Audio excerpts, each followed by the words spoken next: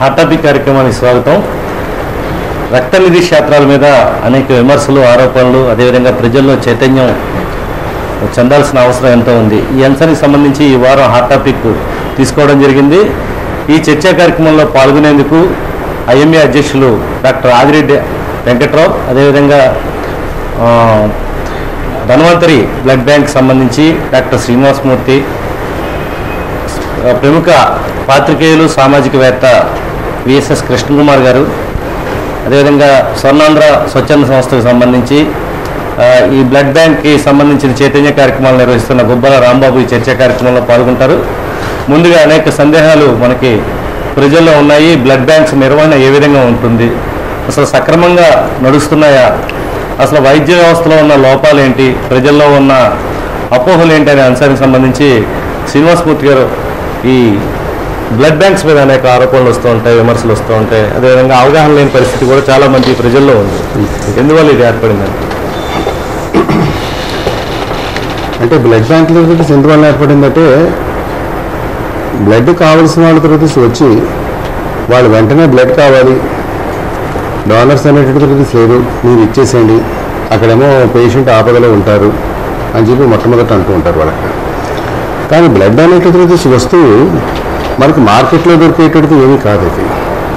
ఎందుకంటే ఇంకోళ్ళు ఎవరైనా బ్లడ్ ఇచ్చినట్లయితే ఈ బ్లడ్ ఉన్న బ్లడ్ అనేటువంటిది మనం ఇవ్వగలుగుతాం. ఈ బ్లడ్ అనేటటువంటి స్టోరేజ్ చేయాలి. స్టోరేజ్ చేయడానికి కూడా లిమిటెడ్ టైమింగ్ అనేటువంటిది ఉంటుంది. ఇప్పుడు బ్లడ్ అనేటువంటిది మనం తీసుకున్న తర్వాత 35 రోజుల వరకు మనం స్టోరేజ్ చేయొచ్చు. ఆ తర్వాత మనం స్టోరేజ్ చేయడం ఒకటి. మా బ్లడ్ బ్యాంకులో అయితే 20 రోజులు మేము స్టోర్ చేస్తాం. ఈ లోపల ఎవరో ఒకళ్ళు పట్టుకెళ్ళిపోయేటట్టుగా మేము చూస్తాం. అదే కనుక కాంప్యూటర్ సర్వీసెస్ ఉన్నాయనుకోండి, వాళ్ళకి ఉన్నటువంటి ప్లేట్లెట్స్ 5 రోజులు మనకి స్టోరేజ్ ఉంటుంది. మిగిలిన రోజులు ఉంటుంది. వాళ్ళు పట్టుకెళ్ళిపోయినా సరే 5 రోజుల తర్వాత మనం పారేయడమే తప్ప దాన్ని మళ్ళీ ఇంకోటి వరకు ఉపయోగించడం అనేటువంటి రీతిస్ ఉండదు. ఈ పరిస్థితులు రీతిస్ ఉన్నప్పుడు వాళ్ళ పాయింట్ ఆఫ్ వ్యూలో వాళ్ళకి ఏంటంటే వాళ్ళు అంటే బ్లడ్ కావాలి అని చెప్పన్నట్లయితే ప్రాణం కాపాడని ఇమీడియట్గా కావాలంటారు. మా బ్లడ్ బ్యాంక్ దగ్గర వచ్చినప్పుడు మేము మొట్టమొదటి అడిగేది మాకు డోనర్స్ ఎవరైనా ఇబ్బంది, మా దగ్గర బ్లడ్ ఉన్నట్లయితే అలాగే ఇచ్చేస్తాం. అది లేకపోతే ఇప్పుడు ప్లేటెట్స్ గురించి వచ్చారనుకోండి, వాళ్ళు డెఫినెట్గా మాకు డోనర్స్ కావాలని పడుతాం. ఎందుకంటే ప్లేటెట్స్ గురించి వచ్చిన వాళ్ళు వాళ్ళ ప్లేటెట్స్ ఇచ్చిన తర్వాత వాళ్ళకి ఎవరికి వాళ్ళు పట్టుకెళ్ళిపోతారు తప్ప ఎవరు అక్కడ ఉంచరు. అంటే జనంలో ఎందుకు అపోహలు బాగా ఎక్కువ? ఎందుకంటే వాళ్ళు బ్లడ్ బ్యాంక్ వాళ్ళ గురించి దోచేస్తున్నారు అనేటువంటిది అపోహ మటుకు ఉంటుంది. ఆ దోచడం అనేటువంటిది ఎట్టి పరిస్థితుల్లోనూ కాదు. ఇది వాలంటరీ ఆర్గనైజేషన్ కాబట్టి నో లాస్ నో ప్రాఫిట్ బేసిస్లోనే రన్ అవుతుందో తప్ప ఇంకో ఆల్టర్నేటివ్ లేదు. వెంకటరావు గారు మీరు చెప్పండి. అంటే చాలా తీవ్రమైన ఆరోపణలు బ్లడ్ బ్యాంక్స్ మీద గతంలో రావడం జరిగింది. ఏదైనా చిన్న ఇన్సిడెంట్ జరిగితే రియాక్షన్ కూడా ప్రజల నుంచి, చాలా రోగుల బంధువుల నుంచి కానీ వాళ్ళ మిత్రుల నుంచి కానీ చాలా ఎక్కువగా ఉంటుంది. ఈ తరహా అంటే రాజమండ్రిలో కూడా గతంలో మనం చూడడం జరిగింది. కొన్ని నగరాల్లో స్టార్ట్ అయిన తర్వాత రాజమండ్రిలో కూడా ఈ తరహా స్టార్ట్. ఎందువల్ల, ఎట్లా దూరం చేయాలి ఈ అపోహల్ని? వాళ్ళ అవగాహన ఎంతవరకు డాక్టర్లు కానీ ఇటు ల్యాబ్స్ నిర్వహిస్తున్న వాళ్ళు కానీ ఏ విధంగా పెంచాల్సిన అవసరం ఉంది ప్రజల్లో? గతంలో బ్లడ్ బ్యాంక్స్ అన్నీ ఎక్కడ పడితే అక్కడ ఉండేవి. ఒక నియంత్రణ లేదు. నియంత్రణ లేనప్పుడు ఒక మామూలు టెక్నీషియన్ బ్లడ్ తీయడం, హాస్పిటల్స్లో ఇచ్చేయడం జరుగుతూ ఉండేది. ఈ రీత్యా ఎన్నో అపశృతులు దొరికినాయి. అందులో ఒక టెక్నీషియన్ ప్రాబ్లం వలన మరొక అనాథరైజ్డ్గా ఉండి ఎక్కడ పడితే అక్కడ శాంపిల్స్ కలెక్ట్ చేయడం, అవి హాస్పిటల్స్ పట్టుకెళ్ళి ఇవ్వడం ఒక లేమన్గా జరిగిపోయేది. ఒక పద్ధతిలో కానీ ఏమి జరగలేదు. వాటి యొక్క అపశృతులన్నీ, వాళ్ళ ఫలితాలన్నీ ఈ రోజున ప్రజల్లో అతుకుపోయి ఈ రోజున ఒక్క ఆథరైజ్డ్ బ్లడ్ బ్యాంక్ వెళ్ళిన వాళ్ళ అనుమానాలు అట్లాగే నిలిచి ఉన్నాయి. ఇప్పుడు ఆథరైజ్డ్ బ్లడ్ బ్యాంక్లో గవర్నమెంట్ నియంత్రణ చాలా గట్టిగా ఉంది. గతంలో జరిగిన అపశృతులను బట్టి ఈ నియంత్రణ మన సిటీలో ఇంకా ఎక్కువగా ఉంది. అట్లనే బ్లడ్ బ్యాడ్స్ తీసుకున్న డాక్టర్స్ కూడా ఈ యొక్క అపశృతుల వలన మైండ్లో ప్యానిక్ అయ్యింది. ఇచ్చిన బ్లడ్ని 1-10 సార్లు మరలా వెరిఫై చేసుకుంటూ ఇప్పుడు చేస్తున్నాం. ప్రజల్లో ఉండే ఈ యొక్క అపోహలకి ఒకటే మార్గం. ఈ లైసెన్స్డ్ బ్లడ్ బ్యాంక్స్లో గతంలో కంటే ఇప్పుడు హయ్యర్ ఎక్విప్మెంట్స్ తీసుకొచ్చి దట్టు హైదరాబాద్ తర్వాత మనమే నిల్చొని ఉన్నాం ఇవాళ రాజమండ్రి. ఇటువంటి పరిస్థితుల్లో ఎంతో ఉన్నతంగా మార్చబడింది ఒక ఆథరైజ్డ్ బ్లడ్ బ్యాంక్గా, వాలంటరీ బ్లడ్ బ్యాంక్గా. సో మేము యూటిలైజ్ చేసుకున్న డాక్టర్స్ కూడా చాలా ఆశాగా ఉంది ఈ విషయంలో. ప్రజల్లో ఉన్న అపోహల్ని ఒకసారి వెరిఫై చేసుకోవడమే తప్ప ఐఎంఏ పరంగా మీరు ఎలాంటి కృషి చేస్తారు డాక్టర్లు అవగాహన? ఐఎంఏ నుంచి ఖచ్చితంగా గవర్నమెంట్ ఎంత వెరిఫికేషన్ పెడుతుందో ఐఎంఏ నుంచి కూడా అంతే వెరిఫికేషన్ ఉంది. ఐఎంఏ అనగా ఊర్లో డాక్టర్స్ అందరూ అనగా ఈ బ్లడ్ ప్యాకెట్స్ పేషెంట్కి ఇచ్చే డాక్టర్లే కనుక మేము ఇచ్చేటప్పుడు ఆ బ్లడ్ బాగుందా లేదన్నది పేషెంట్లు ఎంత ఆతృత ఉన్నారో మేము అంతకంటే ఎక్కువ ఆతృతలతో గతంలో జరిగిన అపశృతులను మైండ్లో పెట్టుకుని మేమే బ్లడ్ బ్యాంక్ని నియంత్రణలోకి మేమే తీసుకుంటున్నాం. అవసరమైతే మేము మరలా టెస్టులు చేసుకుంటామనే పరిస్థితికి వచ్చింది.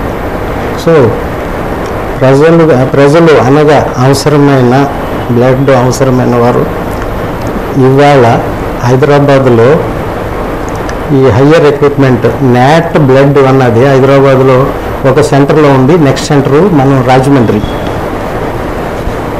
హైదరాబాద్లో ₹1 వాళ్ళు ఖర్చు పెడుతుంటే మన పేషెంట్స్ చాలా ఖర్చు పెడితే అదే క్వాలిటీ బ్లడ్ ఇవ్వగలుగుతున్నాం. ఓకే సార్, గుబ్బలమ్మ గారు మీరు చెప్పండి.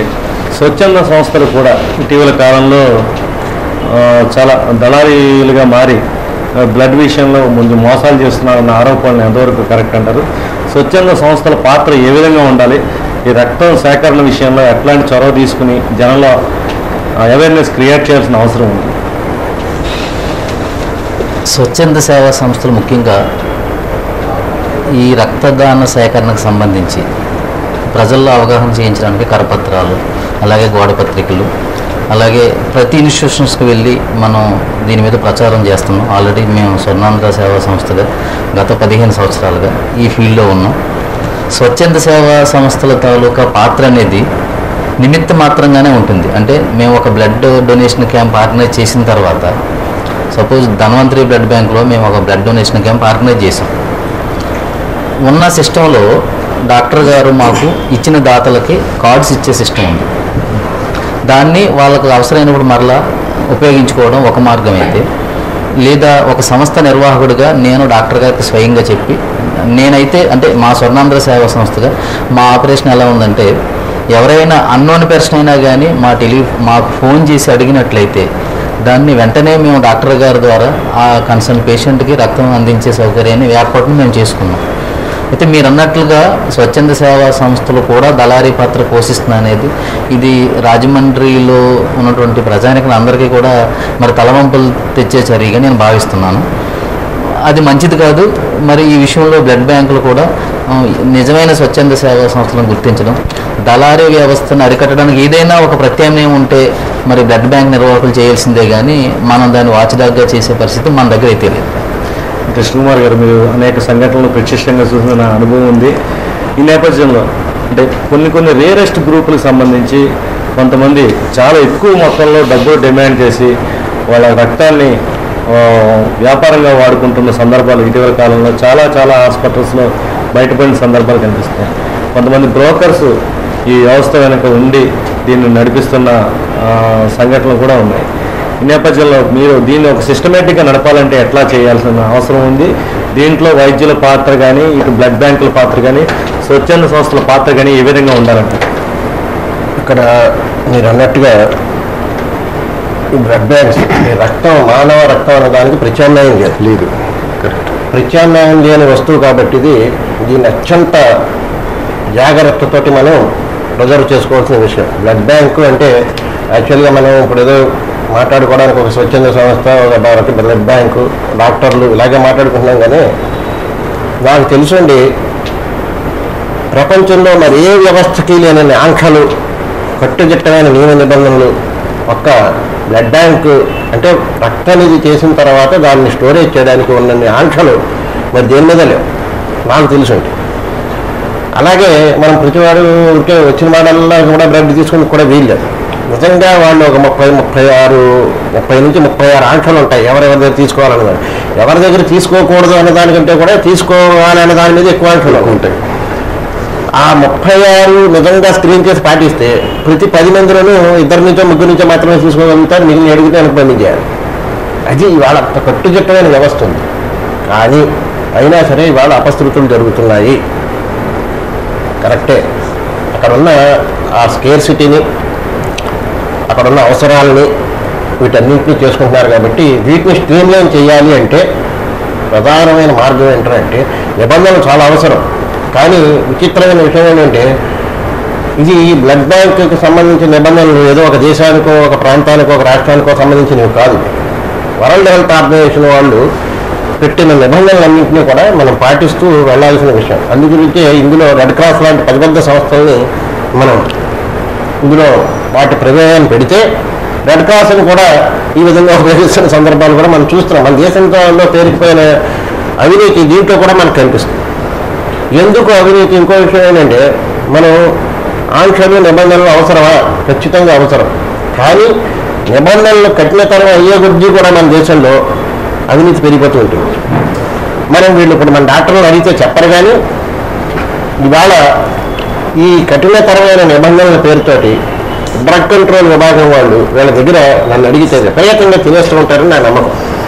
వీళ్ళు చెప్పరు. కనుక నిజంగా కనుక అవినీతి కనుక లేకపోతే వీళ్ళు ఇప్పుడున్న రేట్లో సగం రేటుకి కేవలం ఆ టెస్టులకు సంబంధించిన వాటికే ఇచ్చి తీసుకుని సగం రేటుకి మనకి అందరికీ, ప్రజలందరికీ, ప్రతి సామాన్యుడికి బ్లడ్ ఉచితంగా ఇవ్వగలిగిన కెపాసిటీ ప్రతి దానికి ఉంటుంది, చేయొచ్చు కూడా. కానీ ఇక్కడ నిబంధనలు కఠినతరం అయ్యి కొద్దీ అవినీతి పెరుగుతూ ఉంటుంది. ఇది మన దేశంలో ఉన్న దౌర్భాగ్యం అనుకోండి. ఈ దౌర్భాగ్యం వల్లే మనకి ప్రతిదీ నిబంధనలు ఉన్న చోట మరింత కట్టుకట్టు అవుతూ ఉంటుంది. ఇదే ఇప్పుడు బ్లడ్ బ్యాంక్స్ విషయంలో జరుగుతుందని నా అభిప్రాయం. ఇంత లంచాలు తీసుకుంటున్నారు వాళ్ళు, డ్రగ్ కంట్రోల్ వాళ్ళు అని వాళ్ళు చెప్పరు. ఎందుకంటే నేను అనుకుంటున్నాను చెప్పరు, చెప్తే చాలా సంతోషం. కానీ ఒక డ్రగ్ ఇన్స్పెక్టర్ అనేది ఒక లీస్ట్ పోస్ట్. అది ఆఫీసర్ స్థాయిలో డ్రగ్ ఇన్స్పెక్టర్ అనేది ఇంకా పైన చాలా వస్తుంది. ఆ డ్రగ్ ఇన్స్పెక్టర్ పోస్ట్కి ₹1 కోటి పొందుతుంది ఇవాళ. నేను ఇదే ఉత్తమాట గాలి మాట చెప్పట్లేదు. జాబ్ ఇవ్వడం ఆ ఉద్యోగానికి ₹1 కోటి పొందుతుంది అంటే వాడు ఎంత టార్గెట్ పెట్టుకోవాల్సిన అవసరం ఉంది ఇవాళ. అదే వీటన్నింటి మీద రిఫ్లెక్ట్ అవుతుంది. ఖచ్చితంగా ఈ చైతన్యం రావాల్సిన అవసరం ఉంది. ఈ చైతన్యం వస్తుంది కూడా నా నమ్మకం ఉంది. Thank you sir. ఇప్పుడు సార్ ధన్వంతరి బ్లడ్ బ్యాంక్ ఎప్పుడు స్థాపించారు, మీరు ఎందుకు స్థాపించారు, అసలు ఆ సంవత్సరానికి మీకు వర్క్ లోడ్ ఏమైనా ఉంటుంది అంతవరకు? మేము ఈ ధన్వంతరి బ్లడ్ బ్యాంక్ 2007 సంవత్సరంలో రాజమండ్రిలో ఉండేటువంటి ప్రముఖ డాక్టర్లు అందరూ కలిసి స్థాపించినటువంటి బ్లడ్ బ్యాంక్. అంటే చారిటబుల్ ట్రస్ట్ అథారిటీస్ పేరు మీద మేము పెట్టాము. ఈ పెట్టడానికి ముఖ్య ఉద్దేశం ఏంటంటే రాజమండ్రికి చుట్టుపక్కల ఉండేటువంటి పరిసర ప్రాంతాల వారికి కాంపోనెంట్ సర్వీసెస్ అందించాలి అని చెప్పేది ఇది ముఖ్య ఉద్దేశం. అంతవరకు ఉన్నటువంటి blood bank, government blood bank తీసుకోండి, ఇంకో ప్రైవేట్ బ్లడ్ బ్యాంక్ తీసుకోండి, వాళ్ళందరిలోనూ కూడా ఓన్లీ హోల్ బ్లడ్, ఒక్కటే సర్వీస్ అనేటువంటిది ఉంది. కానీ కాంపోనెంట్ సర్వీస్ మటుకు లేదు. ఇంకా సదుపాయాలు ఏమున్నాయండి? లేదు. ఈ కాంపోనెంట్ సర్వీస్ దీనికి తేడా ఏంటంటే రక్తాన్ని తీసుకుని దాంట్లో ప్లేట్లెట్స్ విడగొట్టి, ప్లాస్మా విడగొట్టి, పిఆర్బీసీ విడగొట్టి ఏది కావాలంటే ఏది అవసరమైతే పేషెంట్కి అదే ఇవ్వడం అనేటువంటిది కాంపోనెంట్ సర్వీస్.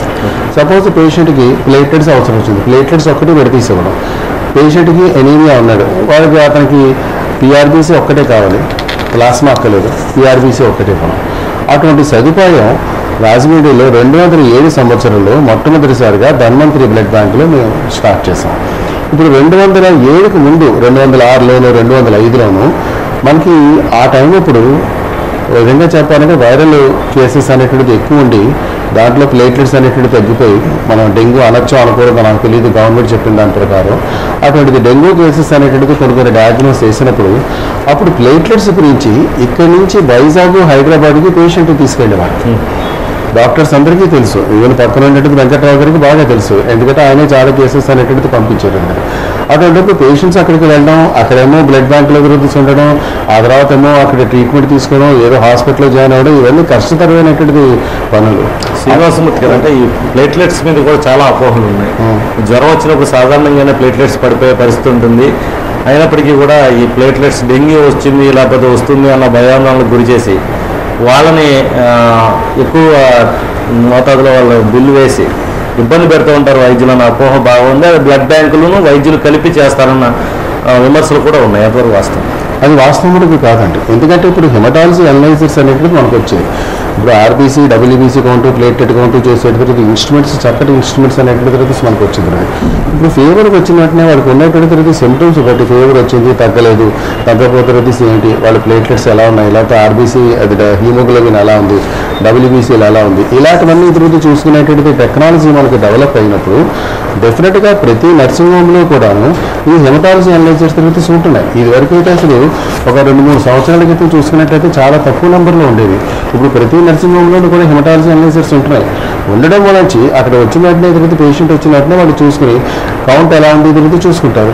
చూసుకున్న తర్వాత ఇది తగ్గినట్లయితే ఓకే ప్లేట్లెట్స్ అవసరం ఉంటుందని చెప్పి పేషెంట్కి ముందుగా చెప్పి ఈ విధంగా కౌంట్ పడిపోయినట్లయితే మేబీ 20,000 కంటే తక్కువ పడిపోతే లేదా 30,000 తిరిగి పడిపోతే వాడికి ఏదైనా బ్లీడింగ్స్ అబ్నార్మల్ బ్లీడింగ్స్ ఉన్నట్లయితే అటువంటి పర్సన్కి తిరిగి ప్లేట్లెట్ ఎక్కించాలి అని చెప్పి తిరిగి డాక్టర్లు తిరిగి డిసైడ్ చేసుకున్న తర్వాత అప్పుడే అడ్వైజ్ చేస్తారే తప్ప ఇదేదో లాభంతో కూడిది బ్లడ్ బ్యాంక్ వాళ్ళు లేదు అన్నట్లయితే మన నర్సింగ్ హోమ్ వాళ్ళు తిరిగి కొమ్మకు అయిపోయి తిరిగి అవసరం లేకపోయినా రాసేస్తారు అనేటువంటిది విమర్శ ఉంది. అది మాత్రం తప్పదు. వెంకటరావు గారు, మీరు చూస్తుంటే రాజమండ్రిలో అనేక సందర్భాల్లో వివాదాలు డెంగ్యూకి సంబంధించి లేదా ప్లేట్లెట్స్ తగ్గిపోవడం మీద అనేక సందర్భాల్లో హాస్పిటల్స్ మీద అటాక్ జరిగిన సందర్భాలు కనిపించాయి. ఈ సందర్భంగా అంటే మీకు హైదరాబాద్లో చూపించుకున్నాం, విజయవాడలో చూపించుకున్నాం, వైజాగ్లో చూపించుకున్నాం. అక్కడ రిపోర్ట్స్కి ఇక్కడ రిపోర్ట్స్కి చాలా డిఫరెన్స్ ఉంది ప్లేట్లెట్స్ విషయంలో. ఇక్కడేదో జరుగుతుంది అనే అపోహని ప్రజల్లో బాగా ఎక్కువ కావడం వల్ల కానీ లేకపోతే బిల్లు మొత్తం కట్టలేక ఈ దాడులు జరగడం కానీ ఇట్లా జరిగే వాతావరణం ఎంతవరకు కరెక్ట్ అంటారు? ఎవరిది ఇందులో ఫాల్ట్ ఉందంటారు? అసలు మోస్ట్లీ హాస్పిటల్స్కి వేరియేషన్ ఉండండి. మోస్ట్లీ ఈ డెంగ్యూ ఫీవర్ అనేది మనకు లేదు. సుమారుగా 3 సంవత్సరాల క్రితం ఫస్ట్ టైం మనకి రాజమండ్రిలో కనపడడం జరిగింది. దీనికి ప్రత్యేకమైన డయాగ్నోసిస్ లేదు. మనకి ప్లేట్లెట్స్ మీద అపోహ ఒక రిపోర్ట్ ఇట్లా ఉంది అన్నదానికి మూలం ముందు డెంగ్యూ జ్వరం అనే మాట నుంచి మనం రావాలా. డెంగ్యూ జ్వరం మొదటిసారి కనిపించేటప్పుడు దానికి ప్రత్యేకమైన టెస్ట్ అంటే ఇక్కడ ఏమీ లేదు. సుమారు ఫీచర్స్తో చేయవలసింది మనం. ఎక్కడో పూణేలో డెంగ్యూ జ్వరం కన్ఫర్మేషన్ రేట్ అక్కడికి వెళ్ళి వచ్చే లోపల పేషెంట్ నిమిషాల మీద డిటోరేషన్ జరగవచ్చు. ఈ పరిస్థితుల్లో మనకి ఊత పదంగా ఒక ప్లేట్లెట్స్ చేయిస్తున్నాం. మరికొన్ని కిట్స్ సుమారు కిట్స్ డెంగ్యూకి చేయిస్తున్నాం. ఈ సమయంలో ప్లేట్లెట్స్ అనేది నార్మల్ వాల్యూ 150,000 మినిమం. ఈ 150,000 కౌంట్ మాన్యువల్గా చేసినప్పుడు ఒక 10,000 వచ్చైనా రావచ్చు, తక్కువైనా రావచ్చు. ఇది యూనివర్సల్గా జరుగుతుంది. ఇదే డెవలప్డ్ కంట్రీస్లో కూడా ఈ వాల్యూ ఏ ఒక్కడో కరెక్ట్ 1,25,000 ఇస్తే అక్కడ 1,25,000 ఇవ్వలేరు. ఈ 10,000 డిఫరెన్స్తో 10,000 అంటే పెద్ద నెంబర్ మనకి. ఆ 10 నెంబరు ఇక్కడ మాత్రం నెగ్లిజిబుల్ నెంబర్ ప్లేట్లెట్స్ కౌంట్ చేయడంలో. ఈ నెంబర్ని అవగాహన లేక ఈ 10,000 తేడా వచ్చిందంటే వాట్ ఈస్ దిస్ ల్యాబొరేటరీ అంత ఫ్యాన్. రాజమండ్రిలో పర్సనల్ కేర్ ఉంటుంది, సిటీస్లో పర్సనల్ కేరు డాక్టర్స్ ఎప్పుడు వస్తారో తెలియదు, లిమిటెడ్ అవర్స్ ఇవన్నీ ఉంటాయి. ఒక విధంగా నేను నమ్ముతున్నాను ఈ సిటీ లెవెల్స్లో చిన్న సిటీల్లో టౌన్లో డాక్టర్స్ పర్సనల్ కేర్ ఉంటుంది. ఈ అపోహలు రావడానికి కారణం ఈ డెంగ్యూకి సంబంధించిన లేదా ప్లేట్లెట్స్కి సంబంధించిన సైంటిఫిక్ నాలెడ్జ్లో ప్రజలకి అవగాహన లేకపోవడమే కారణం. ఈ డెంగ్యూ జ్వరానికి ప్రత్యేకమైన డయాగ్నోసిస్ లేదు. మనం డాక్టర్ క్లినికల్ నాలెడ్జ్తో దాన్ని డయాగ్నోస్ చేసి మనం ప్లేట్లెట్స్ ఇప్పించాలా. రెండో అపోహ ఏంటంటే ప్లేట్లెట్స్ ఇన్ని బ్యాగ్స్ ఇస్తున్నాము, ఒక్కొక్క బ్యాగ్కి ఒక్కొక్క డోనర్ రావాలి. ఎంతమంది డోనర్స్? 5 ఏదో రక్తం తాగేస్తున్నారు బ్యాంకు వాళ్ళు, కానీ మొత్తం కుటుంబ సభ్యులు బంధుమిత్రులు అందరూ ఇస్తున్నారు, మనకు సరిపోవట్లేదు ఏంటిది అనే ఒక అపోహ ఉంది. దీని వెనకాల సైంటిఫిక్ నాలెడ్జ్ లేకపోవడమే కారణం. మేము వివరిస్తున్నాం, ఎంతవరకు నమ్ముతారనేది తర్వాత విషయం. ఒక డోనార్ ఇచ్చిన ఒక బ్లడ్ ప్యాకెట్ నుంచి ప్లేట్లెట్స్ తీస్తే మనకు వచ్చేది 50 grams. 50 ml 50 ml. పేషెంట్కి కేజీకి 10 ml ప్లేట్లెట్స్ ఇవ్వాలన్నది సైంటిఫిక్ వైద్యపరంగా ఒక రూలు. 10 kg బాడీ పెట్టి ఒక బ్యాగ్ ఇవ్వాలి. ఒక 10 కిలో షైన్ తీసుకుంటే 100 ml ప్లేట్లెట్స్ ఇవ్వాలి. అంటే 2 డోనర్స్ కావాలి. ఈ డోనర్స్ ఇచ్చినాక బేబీ ఇమ్యూనిటీని బట్టి ఆ వైరస్ అగ్రివేట్ అవుతుంది. ఇమ్యూనిటీ తక్కువగా అంటే వైరస్ విజృంభిస్తుంది బాడీలో. అందుకని ఆ పేషెంట్కి ఎన్ని కావాలో ఎవరూ చెప్పలేం. మరో క్షణంలో ఇంకా ఫాలో అయితే ఏం చేయను భగవంతుడా అనే డాక్టర్ మాట, మరొక 2 బ్యాగులు తెచ్చుకోండి సార్, ఎన్ని బ్యాగులు తెచ్చుకోండి సార్ మేము అనేది. అటువంటి పరిస్థితుల్లో మన ఊరికి ధన్వంతరి ప్లేట్లెట్స్ అనే సపరేట్ చేసే కాంపోనెంట్ని ఇస్తుంది. ఒక మంచి పని ప్రారంభిస్తుంది అని అనుకున్నాం. మాకు హాయి ప్లేట్లెట్స్ ఇక్కడే ఉంటాయి. కానీ ఎంతమంది డోనర్స్ రప్పిస్తున్నారు వీరు, ఈ ప్లేట్లెట్స్ ఏంటి అన్నది అక్కడ ఒక మంచి పనికి పోయినాక మాకు ఎదురు ప్రశ్నలు ఎక్కువైపోయింది. ఈ పరిస్థితుల్లో ఒక ప్లేట్లెట్ సపరేట్ చేసేవడమే ఒక అద్భుతమైన విషయం. మనం మొట్టమొదట ధన్వంతరి చేసిన బ్లడ్ బ్యాంక్లో వచ్చింది. అంతకుముందు కాంపోనెంట్స్ సపరేట్ చేసే పరిస్థితి మనకు లేదు. ఎక్కడికి వెళ్ళి తావాలో తెలియదు. అంటే పేషెంట్స్ హైదరాబాద్ వాళ్ళకి అక్కడ కరెక్ట్ అనుకునే పరిస్థితి వచ్చిందండి. ఇక్కడ ఒక 50,000 అయితే అక్కడ 2-3 లక్షలు అయ్యేది. ఈ మొదటి టైంలో మేము డెంగ్యూతో మేము పోరాటం జరిపాం. ఈవేళ మేము ధైర్యంగా ఉన్నాం. ఒక ధన్వంతరి బ్లడ్ బ్యాంక్ ఉంది మనకి. శ్రీనివాసమూర్తి గారు, మా రక్తం మాకే కావాలి, ఎందుకంటే మాకు మన చాలా మంచి రక్తం, మా వాళ్ళ రక్తం మా వాళ్ళకి ఎక్కించాలి అనే వాదన ఎక్కువ వినవస్తూ ఉంటుందండి బ్లడ్ బ్యాంక్స్. మా బ్లడ్ బ్యాంక్ లో చాలా మంది రిపీస్ వచ్చేవాళ్ళు ఆ విధంగానే చెప్తారు. ఎందుకంటే రీజన్ ఏంటంటే రాజమండ్రిలో ఆల్రెడీ మనకి ఒక కెలామిటీ అనే రిపీస్ మనం ఫేస్ చేస్తాం. అది ఫేస్ చేసిన తర్వాత ఒక పర్సన్కి రిపీస్ హెచ్ఐవి రావడం అనేటువంటి రిపీస్ జరిగింది. అది మనకి తెలుసు. అప్పటి నుంచి కూడా పబ్లిక్లో ఉన్న రిపీస్ ఉన్నది ఏంటంటే వాళ్ళ బంధువులు కానీ, వాళ్ళ ఫాదర్ సన్ కానీ, లేకపోతే ఇంకోటి కానీ వాళ్ళ బ్లడ్డే వాళ్ళకి కావాలి అనేటువంటి దాంతో మా దగ్గరికి వస్తున్నారు. కానీ సైంటిఫిక్గా అది మాత్రం ఎప్పుడు తప్పుతుంది. రీజన్స్ కూడా తిరిగి చెప్తాను. ఫస్ట్ థింగ్, ఇప్పుడు అలా వచ్చే వాళ్ళ గ్రూప్స్ ఒక్కలేని రిపీస్ కుదరదు. ఎందుకంటే గ్రాఫ్ట్ వర్సెస్ హోస్ట్ రియాక్షన్స్ అని చెప్పి కొన్ని ఉంటాయండి. సేమ్ పర్సన్కి ఏంటంటే సేమ్, అంటే వీళ్ళిద్దరు రిపీస్ ఒకే గ్రూప్ అయిన రిపీస్ ఎక్కించినట్లయితే, బాగా దగ్గర ఉన్న వాళ్ళకి ఉన్నట్లయితే ఇచ్చినట్లయితే, మనం ఇస్తున్నటువంటి బ్లడ్ అనేటువంటిది ఒక గ్రాఫ్ట్ లాంటిది. అంటే స్కిన్ గ్రాఫ్ట్ ఇలా కొన్ని రిపీస్ ఉంటుంటారు, అటువంటి గ్రాఫ్ట్ లాంటిది. దాంతోపాటు రిపీస్ మనకి ఇచ్చేటువంటి హోస్ట్ దాంట్లో కొన్ని ఇమ్యూలాజికల్ రియాక్షన్ జరిగి ఆ బ్లడ్ విరిగిపోవడం అనేటువంటిది కూడా జరుగుతుంది. అది చాలామందికి తెలియదు. దానివల్ల మేము వద్దంటాం ఫస్ట్ థింగ్. ఇంకా ఏంటంటే దీంట్లో ఉండేటువంటిది ఆ పర్సన్ తిరిగి బ్లడ్ వాళ్ళకి ఇస్తారు అని చెప్పి తిరిగి అన్నప్పుడు మేము తర్వాత ఆ పర్సన్కి తిరిగి టెస్టులు చేసామనుకోండి. ఫర్ ఎగ్జాంపుల్ ఏదైనా అన్ఫార్చునేట్గా వాడికి హెపటైటిస్ బి, కామెర్లు కానీ ఇంకోటి కానీ తిరిగి ఏదైనా వచ్చిందనుకోండి, వచ్చినట్లయితే మరి వాళ్ళకి సూట్ అవుతుంది వచ్చిన బాధకి. మేము చేసేది టెస్టులన్నీ కూడా చాలా సున్నితమైనది, చాలా సెన్సిటివ్ టైప్ అవుతుంది టెస్ట్లు. ఇప్పుడు మేము చేసేది ఏంటంటే ఈ చేసేది దాంట్లో మాకు ఇచ్చే, అంటే ఎవరికైతే రెసిపియంట్కి ఎదురు ఇస్తామో వాళ్ళ సేఫ్టీ అనేటువంటిది మాకు ఎక్కువగా కావాలి. అక్కడికి సుమారు అంటే గవర్నమెంట్ ఎంతవరకు నిర్దేశించిందంటే ఏ మేరకు మిమ్మల్ని సర్వీస్ ఛార్జీలు తీసుకోమంది, ఏ మేరకు తీసుకుంటున్నాం? ఇప్పుడు ప్యాకెట్ రెడ్ బ్లడ్ సెల్స్ ఉన్నాయనుకోండి, ప్యాకెట్ రెడ్ బ్లడ్ సెల్స్ కానీ హోల్ బ్లడ్ కానీ ఉన్నట్లయితే అవి 850 రూపీసే మమ్మల్ని తీసుకోమని చెప్పి చెప్పినారు. ప్లేట్లెట్స్ ఉన్నట్లయితే 400 రూపీస్, లేదా ఎఫెక్టివ్ ఉన్నట్లయితే ఫ్రెష్ ఫ్రోజన్ ప్లాస్మా అంటాం. ఇప్పుడు బ్లీడింగ్ టెండెన్సీస్ వచ్చినప్పుడు ఈ ఫ్రెష్ ఫ్రోజన్ ప్లాస్మా ఇస్తుంటాం. అప్పుడు 400 రూపీస్ తీసుకోమని. అంటే నెక్స్ట్ క్రయోపరిస్పిరేట్ అంటే బాగా ఎమర్జెన్సీ కండిషన్లు ఇస్తూ ఉంటాం. దాంట్లో ఫ్యాక్టర్స్ ఎక్కువ ఉంటాయి కదా, ఈ కోయాగులేషన్ ఫ్యాక్టర్స్, అదైతే 200 రూపీస్. ఈ విధంగానే తీసుకోవాలి తప్ప డెఫినెట్గా దీనికంటే మించి మేము తీసుకోకూడదు. ఇది కూడా మాకు ఇచ్చినట్టు కరెక్ట్గా జరుగుతుందంటారా? అంటే మా బ్లడ్ బ్యాంక్లో మేము రెగ్యులర్గా ఇదే ఫాలో అవుతాం. మరి మిగిలిన బ్లడ్ బ్యాంక్స్లో మరి ఏం చేస్తున్నారు అనేటువంటిది మరి అంత నాకు తెలియదు మరి నాకు అక్కడ. ఎందుకంటే నా బ్లడ్ బ్యాంక్లో ఉన్నట్లయితే డెఫినెట్గా ఈ రేట్లు ఖచ్చితంగానే నేను ఫాలో అవుతాను. ఒకవేళ అంటే నిబంధనలకు విరుద్ధంగా ఏదైనా బ్లడ్ బ్యాంక్ ఎవరిస్తే ఎవరికి ఫిర్యాదు చేయాలి? ఎవరికైతే డ్రగ్ ఇన్స్పెక్టర్స్ వాళ్ళకి ఫిర్యాదు చేయాలి. Drug inspector, drug authorities, assistant drug controller ఉంటారు, లోకల్గా ఉంటారు. ఇదే కృష్ణకుమార్ గారు చెప్పినట్టు న్యాయం జరిగే అవకాశం ఉంది. వాళ్ళు వీళ్ళు మిలకతాయి. మరి అదొకటండి. సెకండ్ వన్ ఇస్ ఇక్కడ ఏపీ సాక్స్ డిపార్ట్మెంట్ ఉంటుందండి. ఏపీ సాక్స్ అంటే బ్లడ్ సేఫ్టీ నోడల్ ఆఫీసర్ తరగతి ఉంటారండి, AIDS control organisation nodal officer. వీళ్ళు ఇద్దరు కూడా బ్లడ్ బ్యాంక్ మీద నియంత్రణ ఎప్పుడు కూడా మాకు ఉంటూనే ఉంటుంది. రెగ్యులర్గా వాళ్ళు వచ్చి మమ్మల్ని చూసి అసలు మీరు కరెక్ట్గా చేస్తున్నారా లేదా అని చెప్పి వాళ్ళ రికార్డ్స్ అన్ని వెరిఫై చేసి వాళ్ళు వెళ్ళను పీరియాడికి అట్లీస్ట్ 2 to 3 months ఒకసారి అయినా మా దగ్గరికి వస్తుంటారు. కృష్ణకుమార్ గారు, గతంలో మీరు ఒక బ్లడ్ బ్యాంక్ను కూడా పాత్రికేయుల తరపున విజిట్ చేయడం జరిగింది. మొత్తం జిల్లాకు సంబంధించిన అధికారులతో పాటు రాష్ట్ర స్థాయిలో కొంతమంది ముఖ్యాధికారులు కూడా వచ్చి కొన్ని నిబంధనలు కానీ ఇవి కానీ చర్చించడం జరిగింది. ఏ విధమైన నిబంధనలు అమలు జరగాల్సిన అవసరం ఉంది, ఎట్లాంటి జాగ్రత్తలు తీసుకుంటే సరైన బ్లడ్ రోగులకు అందే అవకాశం ఉంది? ఇది చాలా సున్నితమైన విషయాలండి.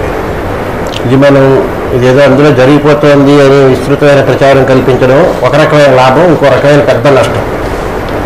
అలాగే అక్కడ ఏదో జరిగిపోతుంది అనే దాని మీద ఏం జరుగుతుందో తెలియకుండా అపోహలు క్రియేట్ అయిపోయాయనుకోండి, వాడు నిజంగా 100% కొత్తగా వచ్చుకున్నా మానసికంగా వాడు నాకు ఏం ఎక్కిందో అనే దానితో సగం పేషెంట్ రికవరీ తగ్గిపోతుంది. ఇవి చాలా ముఖ్యమైన విషయాలు. ఈ విషయాల్లో ప్రధానంగా డాక్టర్లు ఇప్పుడు అవగాహన కల్పించాల్సిన అవసరం, ఇందాక వెంకట్రావు చెప్పినట్టుగా విస్తృతమైన అవగాహన కల్పించాల్సిన అవసరం ఉంది. అవగాహన రాంబాబు గారు అన్నట్టు కల్పిస్తున్నారు.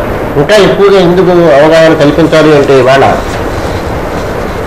చాలా విషయాలు ప్లేట్లెట్స్ గురించి చెప్పారు. ఇది ఒక సౌకర్యంతో కొన్ని నష్టాలు కూడా ఉంటున్నాయి. ఈ నష్టాలు ఏంటంటే యాక్చువల్గా చెప్పాలి అంటే ఇంకా డాక్టర్ గారు ప్లేట్లెట్స్ తీసుకోండి. ప్లేట్లెట్స్ అనేది షెల్ లైఫ్ వచ్చి 5 days అన్నారు. 5 days. ఈ 5 days కూడా అది రూమ్ టెంపరేచర్లో.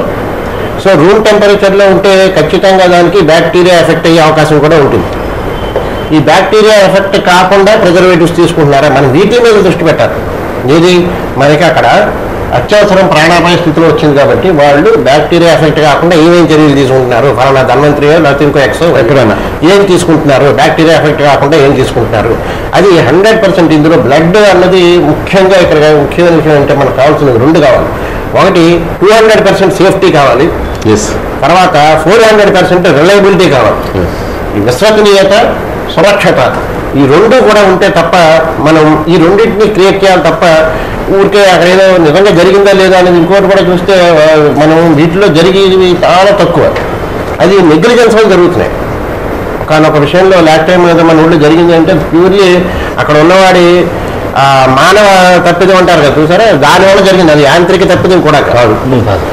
ఆ నెగ్లిజెన్స్, అటువంటి నెగ్లిజెన్స్ లేకుండా చూసుకోవాలి. ఆ నెగ్లిజెన్స్ లేకుండా చూసుకోవడం వల్ల తప్ప ఇలాంటి విషయాల్లో మనం ఖచ్చితంగా పాటించకపోతే అసలు మీకు అది ఏం ఎక్కుతుందో అని అనుమానంతో వీడు ఎక్కించుకున్నాడు అనుకోండి, అసలు పనిచేయదు. నా ఆలోచన ప్రకారం వాడికి అనుమానంతో డాక్టర్ చాలా నమ్మకంతో డాక్టర్ దగ్గరికి వెళ్ళి నాకు తలపోటు వచ్చేస్తుంది అంటే వాడు ఏదో గుండె ఇచ్చిన మొత్తం గురించి ఆయన మన పట్టాభిరామ్ గారు చెప్తారు, మొత్తం వేసుకున్నా కానీ తలపోటు తగ్గిందని ఫీలింగ్ ఉంటుంది. లేదు డాక్టర్ మీద విశ్వాసం లేకపోతే నిజంగా అన్ని రకాల మందులు ఇచ్చినా కానీ తగ్గదు. ఇది మానసికానికి సంబంధించిన కూడా జబ్బు. ఈ విషయంలో చాలా జాగ్రత్తగా ఉండాలి. అందుకనే ఇవాళ రాంబాబు గారు అన్నట్టుగా స్వచ్ఛంద సంస్థల పాత్ర ఖచ్చితంగా ఇంకా మరింత విస్తృతంగా పెరగాలి. రెండోది నిబంధనలు కఠినతరంగా ఉండడం చాలా అవసరమే. కానీ ఇక్కడ ఒక్క విషయం చెప్పుకుందాం, ఈ మధ్యకాలంలో నిబంధనలు బాగా అమలు చేస్తున్నారు అనడానికి ఏంటంటే దేశంలో విషయాన్ని పక్కన పెడితే రాష్ట్రంలో విషయానికి వస్తే 264 అనుకుంటాను బ్లడ్ బ్యాంక్స్ ఉన్నాయి మన రాష్ట్రంలో. ఇందులో గవర్నమెంట్కి 70, ప్రైవేటువి ఎక్కువ. ఇంకా చెప్పాలంటే గత 2011కి 2012కి తీసుకుంటే ప్రైవేట్లో 10 తగ్గిపోయాయి, గవర్నమెంట్లో 10 పెరిగాయి. అంటే ఏంటంటే నిబంధనలు పాటించకపోతే పక్కన పెట్టేస్తున్నారు, లైసెన్స్ రద్దు చేస్తున్నారు అన్నది ఒక గుడ్ సైన్, ఒక భయం క్రియేట్ చేశారు. ఆ గుడ్ సైన్ వచ్చింది. ఇంకా ఇలాంటివి ఒక్కొక్కటి ఏం చేయాలంటే నేను ముందే అన్నట్టుగా మనం ఎక్కడ అవినీతి లేకుండా పారదర్శకం చేయగలుగుతామో అక్కడ ఇంకా మేలు జరుగుతుంది. ఇంకా ముఖ్యమైన విషయం ఏంటంటే బ్లడ్ బ్యాంక్స్కి సంబంధించి ఇప్పుడు మన వాళ్ళు మెగా శిబిరాలు పెట్టేసి ఎక్కడ పడితే అక్కడ రోడ్ల మీద 500 మంది 600 మంది బదిలీ చేసుకున్నాము, ఇవాళ నేను 1000 మంది తీసుకున్నాను. ఇది నా దృష్టిలో శుద్ధ తప్పు బ్లడ్ విషయంలో. బ్లడ్ బ్యాంక్ ఇప్పుడు రాంబాబు గారు అన్నట్టుగా మన ఊళ్ళో పాటిస్తున్న విధానం ఏంటంటే ముందు ఎవరెవరు డోనార్స్ ఒక లిస్ట్ ఐడెంటిఫై చేయడం, డోనార్స్ లిస్ట్ తీసుకోవడం, ఎవరికి అవసరం అయితే వాళ్ళకి ఆ డోనార్కి ఫోన్ చేసి పంపించడం. ఇది చాలా ఉత్తమమైన మార్గం. అంతే తప్ప ఏదో గొప్పగా లేకపోతే ఇంతమందికి చేసామని పెద్ద శిబిరాలు పెట్టేసి 100 మందిని తీసేసి వారన్నట్టుగా 35 అసలు అంత నిల్వ చేసి పరిస్థితి అక్కడ ఉందా లేదా? కృష్ణకుమార్ గారు పెద్ద ఉద్యమం కింద రాష్ట్రంలో చిరంజీవి బ్లడ్ బ్యాంక్ బాగా నడిచింది. అయితే రాజకీయ కారణాలు కావచ్చు, ఇతర కారణాలు కావచ్చు, ఆ బ్లడ్ బ్యాంక్ మీద కూడా కాంగ్రెస్ వాళ్ళు ప్రజారాజ్యంలో చిరంజీవి ఉన్నప్పుడు విమర్శలు గుర్తించడం జరిగింది. అది ఖచ్చితంగా చిరంజీవికి ఏదో అవగాహన ఉండి బ్లడ్ బ్యాంక్ నడిపేయడానికి కాదు. చిరంజీవి దగ్గర యూత్ జనరల్గా మీకు ఇంకొకటి ఇక్కడ చిరంజీవి చెప్పారు కాబట్టి చెప్తున్నాను. వరల్డ్ వైడ్ బ్లడ్ డోనర్స్ని తీసుకుంటే ఇతర దేశాలతో పోలిస్తే మన దేశంలో 40 ఏళ్ళ లోపు బ్లడ్ డొనేషన్ ఇచ్చే వాళ్ళు బాగా ఎక్కువ. 41%, 47% ఉన్నారు. ఇతర దేశాల్లో reverse. 65 years aged old people కూడా అక్కడ 30% బ్లడ్ డొనేషన్ చేస్తున్నారు అక్కడ విదేశాల్లో. మన దేశంలో ఏజ్డ్ పీపుల్ ఓన్లీ 3.3%, 3 కాదు 0.3% మాత్రమే మన దేశంలో ఓల్డ్ పీపుల్ బ్లడ్ డొనేషన్ ఉంది. ఇక్కడ మనకు టీన్ ఏజ్ నుంచి అంటే 18, 25 లోపల ఇచ్చేవాళ్ళు 40% ఉన్నారు. 37 to 40% ఉన్నారు. సో ఈ పర్సంటేజ్ వల్ల చిరంజీవి అనేవాడు ఒక మెగాస్టార్ ఆయన చెప్తే పిలిపిస్తే చేస్తారు. మంచిదే, ఇంతవరకు బాగానే జరిగింది. ఇంతవరకు మన రాష్ట్రమే కాదు కొన్ని దేశంలోనే ఒక మెగాస్టార్. కానీ ఈ వేళ మీరు కాకూడదు. ఇది వేళ మీరు రోజు ముందే చెప్పినట్టుగా చిరంజీవి గారి పేరు చెప్పి చిరంజీవి పుట్టినరోజు నాడు ఇంకో రోజు నాడు వాడు ఇంకో పవన్ తమ్ముడుదో ఇంకోటిదో వాళ్ళు కూడా అంటే కార్డ్ సిస్టమ్ పెట్టారు, సిస్టమేటిక్ పెట్టారు. అంటే ఆ బ్లడ్ బ్యాంక్ మీద కూడా ఆయన ఖచ్చితంగా వస్తాయి. తర్వాత మళ్ళీ ఆయన కాంగ్రెస్ లో విలీనం అయ్యాక తెలుగుదేశం వాళ్ళు ఆరోపించడం మొదలెట్టారు. అది వాస్తవం ఎంత ఉందంటారు ఇందులో? ఖచ్చితంగా ఇవి ఇలా లార్జ్ స్కేల్లో ఈ మెగా అన్న మాటలు చూసారా, ఈ భారీ స్థాయిలో నిర్వహిస్తే ఖచ్చితంగా అవన్నీ వస్తాయి. అవి చేయకూడదన్నది కూడా ఏమైనా చేస్తే సిస్టమేటిక్గా ఏదో రాష్ట్ర స్థాయిలో వ్యవస్థ కింద కాకుండా ఎక్కడికక్కడ యూనిట్స్ మాదిరిగా ఇప్పుడు ఇదే చైన్ లింక్డ్ ఏదో వాల్మార్ట్ స్టోర్ లాగా ఈ ధనవంతరి బ్లడ్ బ్యాంక్ వాళ్ళు రాష్ట్రం మొత్తం మీద తనుకోటి పెట్టుకుంటూ పోయారనుకోండి, ఖచ్చితంగా అక్కడ వ్యాపారమే నడుస్తుంది. నేను చెప్తున్నా ఖచ్చితంగా అది వ్యాపారం అవుతుంది. ఇది వాల్మార్ట్ స్టోర్ కాదు. బ్లడ్ బ్యాంక్ అనేది ఖచ్చితంగా డాక్టర్లు, పేషెంట్లు మనందరికీ ఒక సౌలభ్యం కోసం ఏర్పాటు చేసుకున్న వ్యవస్థ ఇది. ఈ వ్యవస్థ మరింత సౌకర్యవంతంగా ఉండడానికి ఏం చేయాలి అని ఆలోచించాలి తప్ప చిరంజీవి అవనండి, రేపు పొద్దున్న ఇంకొకళ్ళు అవనండి, జూనియర్ ఎన్టీఆర్ అవనండి, ఎవరైనా వచ్చి ఆ పేరుతోటి వాళ్ళని మోటివేట్ చేయడం వరకు ఉండాలి తప్ప వాళ్ళే ఇందులో చెక్కకూడదు అనేది నా అభిప్రాయం. రాబాబు గారు మీరు చెప్పండి. ఇప్పుడు కృష్ణకుమార్ గారు చాలా మంచి పాయింట్లు లేవనిచ్చారు. చాలా మ్యాసివ్గా ఒక్కసారి ఏదైనా పుట్టినరోజులు జరిగినప్పుడు లేకపోతే ఇలాగా పెద్ద ఎత్తున రక్తదానం చేయడం వల్ల ప్రయోజనం ఉంటుందంటారా? కార్డు సిస్టము రికార్డ్ మెయింటైన్ చేయడం వల్ల అవసరమైనప్పుడే వాళ్ళు కాల్ చేసి మనం రక్తం తీసుకోవడం వల్ల ప్రయోజనం ఎక్కువ ఉంటుంది. కృష్ణకుమార్ గారు చెప్పిన దాంతో నేను 100కి 1000% నేను అంగీకరిస్తున్నాను. ఎందుకంటే మ్యాసివ్ బ్లడ్ డొనేషన్స్ అనేవి కరెక్ట్ కాదు. ఎందుకంటే డాక్టర్ గారు ఉన్నారు ఇక్కడ. అంటే గతంలో కూడా మనకి ఈ ఊళ్ళో ప్రైవేట్ బ్లడ్ బ్యాంక్ ఉండేది, గవర్నమెంట్ బ్లడ్ బ్యాంక్ ఒకటి ఉంది, స్వతంత్రంలో కూడా ఒక బ్లడ్ బ్యాంక్ ఉంది. ఎక్కడ కావాల్సి వచ్చినప్పటికి కూడా మనం రెగ్యులర్గా మన త్రిబిల్స్లో కూడా యాడ్ చేస్తుంటాం. నెగిటివ్ బ్లడ్ కావాల్సినప్పుడు కానీ రేర్ గ్రూపులు కావాల్సినప్పుడు యాడ్ చేస్తుంటాం. మరి బ్లడ్ బ్యాంకుల్లో బ్లడ్ అవైలబుల్గా ఇలా మ్యాసివ్ మూమెంట్స్లో బ్లడ్ డొనేషన్ చేసినప్పుడు అక్కడ నిల్వలు ఎంతవరకు ఉండే పరిస్థితి ఉందనేది మనం ఆలోచన చేయాలి. డాక్టర్ గారు బ్లడ్ బ్యాంకులో సార్ మనం ఎన్ని ప్యాకెట్స్ మనం ప్రిజర్వ్ చేయగలం మన బ్లడ్ బ్యాంకులో? అంటే 800 to 900 చేయొచ్చు, అదేం పెద్ద ప్రాబ్లం లేదు, మనం స్టోరేజ్ చేయొచ్చు. కానీ నేనంటున్నది ఏంటంటే ఇప్పుడు సపోజ్ 500, 1000 ఒకేసారి ప్రతి బ్లడ్ డొనేటెడ్ ఇచ్చేది కంటే దాన్ని స్ప్లిట్ చేసి రోజుకి 50 చొప్పున ప్రతి మా ఇచ్చారనుకోండి, ఎవరైనా బ్లడ్ గురించి వచ్చేది నేను డోనర్ని అడగలేదు. డోనర్ కావాలి, నువ్వు డోనర్ తీసుకురావాలని చెప్పి నేనే అడగలేను ఇక్కడ. ఆ పర్సన్ అలా రావడం, బ్లడ్ తీసుకెళ్ళి ఏ గ్రూప్ కావాలంటే తీసుకెళ్ళిపోవడం సరిపోతుంది. మేము బ్లడ్ బ్యాంక్ వాడు ఎప్పుడైతే వాళ్ళతో ఎప్పుడు శత్రువు వస్తుందని మాకు ఇక్కడ మేము డోనర్ అడిగినప్పుడల్లా మాకు శత్రువు అంటే రేర్ గ్రూపులో ఎందుకు లభ్యత తక్కువగా ఉంటుంది? అది అంటే మనం చేయించండి. దానికి ఏం చేయాలంటే ఇప్పుడు రేర్ గ్రూప్ ఉన్నటువంటి పర్సన్స్ అందరికీ ఒక లిస్ట్ అనేటువంటిది మనం పెట్టుకున్నట్లయితే దళారు వ్యవస్థ అనేటువంటిది పూర్తిగా పోతుంది. ఇప్పుడు రేర్ గ్రూప్ ఓ నెగిటివ్ ఉంది, ఏబీ నెగిటివ్ ఉంది, ఏ నెగిటివ్ ఉంది, ఇలాంటి గ్రూప్స్ నెగిటివ్ గ్రూప్స్ అదే కదండి.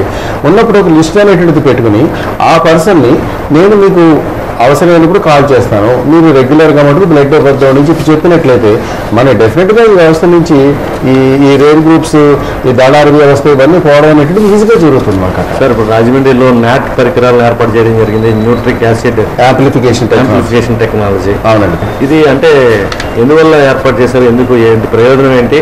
ఈ నాట్ మీద మళ్ళీ అదనంగా పబ్లిక్కి ఖర్చు అయ్యే అవకాశం ఉంది. ఇప్పుడు నాటు పరికరం అంటే న్యూక్లిక్ యాసిడ్ యాంప్లిఫికేషన్ టెక్నాలజీ అని చెప్పి మనకి కొత్తగా వచ్చినటువంటిది ఈ పరికరాలకి. ఇవి రోష్ కంపెనీ వాళ్ళ తరఫు మ్యానుఫ్యాక్చర్ చేస్తున్నారు.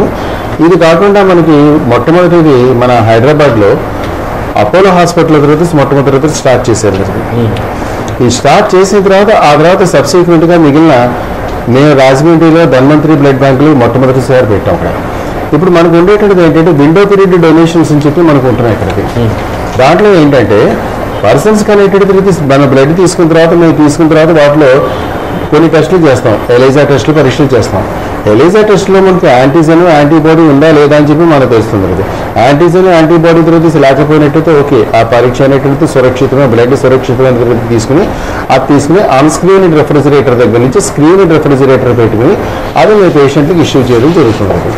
సబ్సిక్వెంట్గా ఇప్పుడు వచ్చినటువంటి కొత్త టెక్నాలజీ దాంట్లోనూ ఈ నెగిటివ్ బ్లడ్లో ఎలైజా నెగిటివ్ బ్లడ్లో కూడా వైరస్ అనేటువంటిది ఉండొచ్చు అనేటువంటిది ఒక కొత్త కాన్సెప్ట్ అనేటువంటిది వచ్చింది. అంటే ఆ బ్లడ్ అనేటువంటిది ఇన్ఫెక్టివ్ సార్. అంటే రక్తదాతలు మీరు మెడికల్ స్క్రీనింగ్ చేసి చాలా మంది కొంతమంది రిజెక్ట్ చేస్తున్న సందర్భం ఉంటుంది. రిజెక్ట్ చేయడం తర్వాత సందర్భం ఏంటంటే వాళ్ళు ఫిట్ కారండి మాకు అక్కడ. ఇప్పుడు సపోజ్ మెడికల్ ఫిట్నెస్ అనేటువంటిది ఉంటుంది. వాళ్ళు కూర్చోబెట్టి నీకు బీపీ ఉందా లేదా, లేకపోతే హెచ్బి హీమోగ్లోబిన్ తర్వాత ఎంత శాతం ఉంది, కౌంట్ ఉంది, వెయిట్ సరిపోతుందా లేదా, age particularly age is important. More than 18 years ఉన్నట్లయితే మీరు తీసుకోవద్దు. Person should be this major only. అది కాకుండా వాడికి ఏ రకమైన ఇన్ఫెక్షన్స్ కానీ డిసీజెస్ కానీ ఇంకోటి కానీ ఉండకూడదు. ప్రీవియస్గా వాడికి డెంగ్యూ ఫీవర్తో సఫర్ అవ్వకూడదు, వాడు సర్జరీస్ అనేటువంటిది చేసుకోకూడదు. ఇలాంటివంతా కూడా మనకి ఈ నాకో వాళ్ళు ఇచ్చిన పెద్ద ప్రొఫార్మా ఉంటుంది. దాంట్లో సిరీస్ ఆఫ్ క్వశ్చన్స్ అనేటువంటిది అడుగుతూ ఉంటాం. ఇది కాకుండా ప్లేటెట్స్ గురించి వచ్చిన వాళ్ళకైతే వాళ్ళు మొట్టమొదటి వాళ్ళు ఏదైనా ఆల్కహాల్ తీసుకుని వచ్చారనుకోండి, ఆల్కహాల్ తీసుకుంటే ప్లేటెట్స్ తగ్గిపోతాయి అక్కడికి.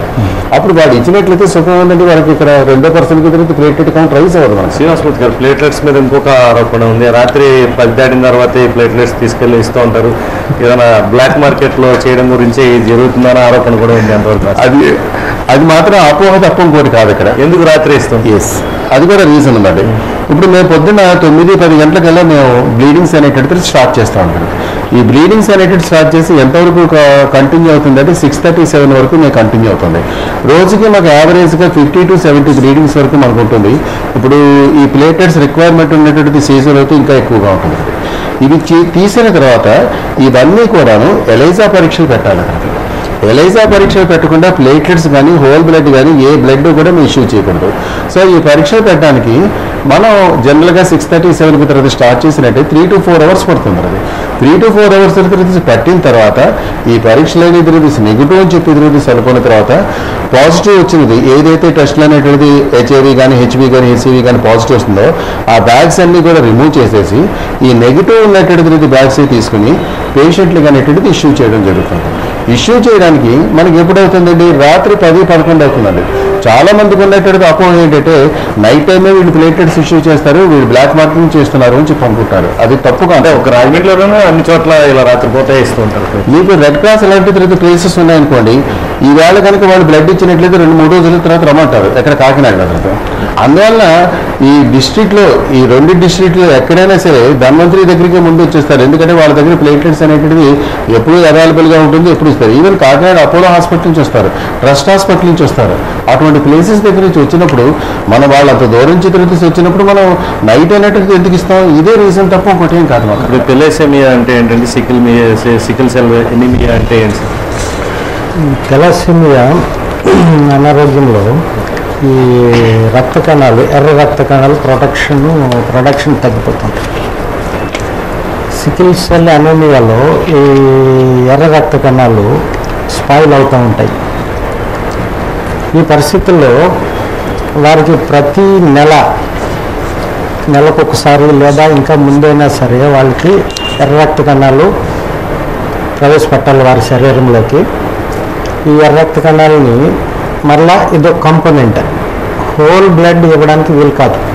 ఒక ఎర్ర రక్త కణాలు ప్రత్యేకంగా తీయాలంటే ధన్వంతరి వాళ్ళు ఈ ఎర్ర రక్త కణాలని సపరేట్ చేసి ఇస్తారు. దట్టు ఇఫ్ ఇట్ ఈజ్ తెలాసీమియా వాళ్ళకి ఫ్రీగా ఇవ్వడం ఇప్పటి నుంచే ఉంది. 2007 నుంచి నేనుగా 2 తెలాసీమియా బేబీస్ని నేను ధన్వంతరికి పంపిస్తున్నాను. ఎవ్రీ మంత్ వాళ్ళు ఫ్రీగా ఇస్తున్నారు, నేను ఫ్రీగా ఇస్తున్నాను. 2007 నుంచి వాళ్ళు స్మాల్ కిడ్గా వచ్చి వాళ్ళ పెద్ద చిల్డ్రన్గా వచ్చి మాకు వాళ్ళతో ధన్వంతరి బ్లడ్ బ్యాంక్తో కానీ మా హాస్పిటల్తో కానీ ఒక రిలేషన్ వాళ్ళు చాలా ప్రెజెంట్గా వస్తారు. ఇవాళ మ్యాట్ వచ్చింది, మ్యాట్ ఎన్నో లక్షలు పెట్టి తెచ్చినాం. సరే ఈ తలసేమియా మేజర్ పిల్లలకి మ్యాట్ ఛార్జెస్ కూడా లేవు. సో ఈ విధంగా కొన్ని చారిటీ సర్వీసెస్ చేస్తున్నారు, బ్లడ్ బ్యాంక్ వాళ్ళు చేస్తున్నారు, మేము చేయాలా, అలా జరుగుతుంది.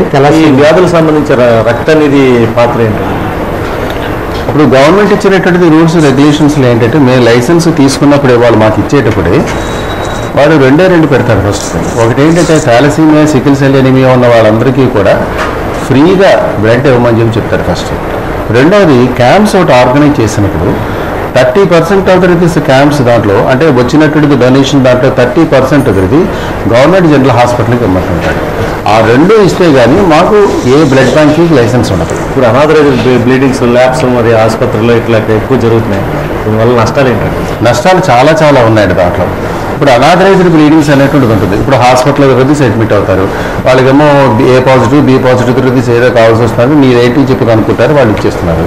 దాన్ని ఇవ్వడం వల్ల రిలీజ్ నష్టం ఏంటంటే వాళ్ళకి ఈ హెచ్ఐవి, హెచ్బివి, హెచ్సివి టెస్ట్లు అనేటువంటిది ప్రాపర్గా జరగకూడదు.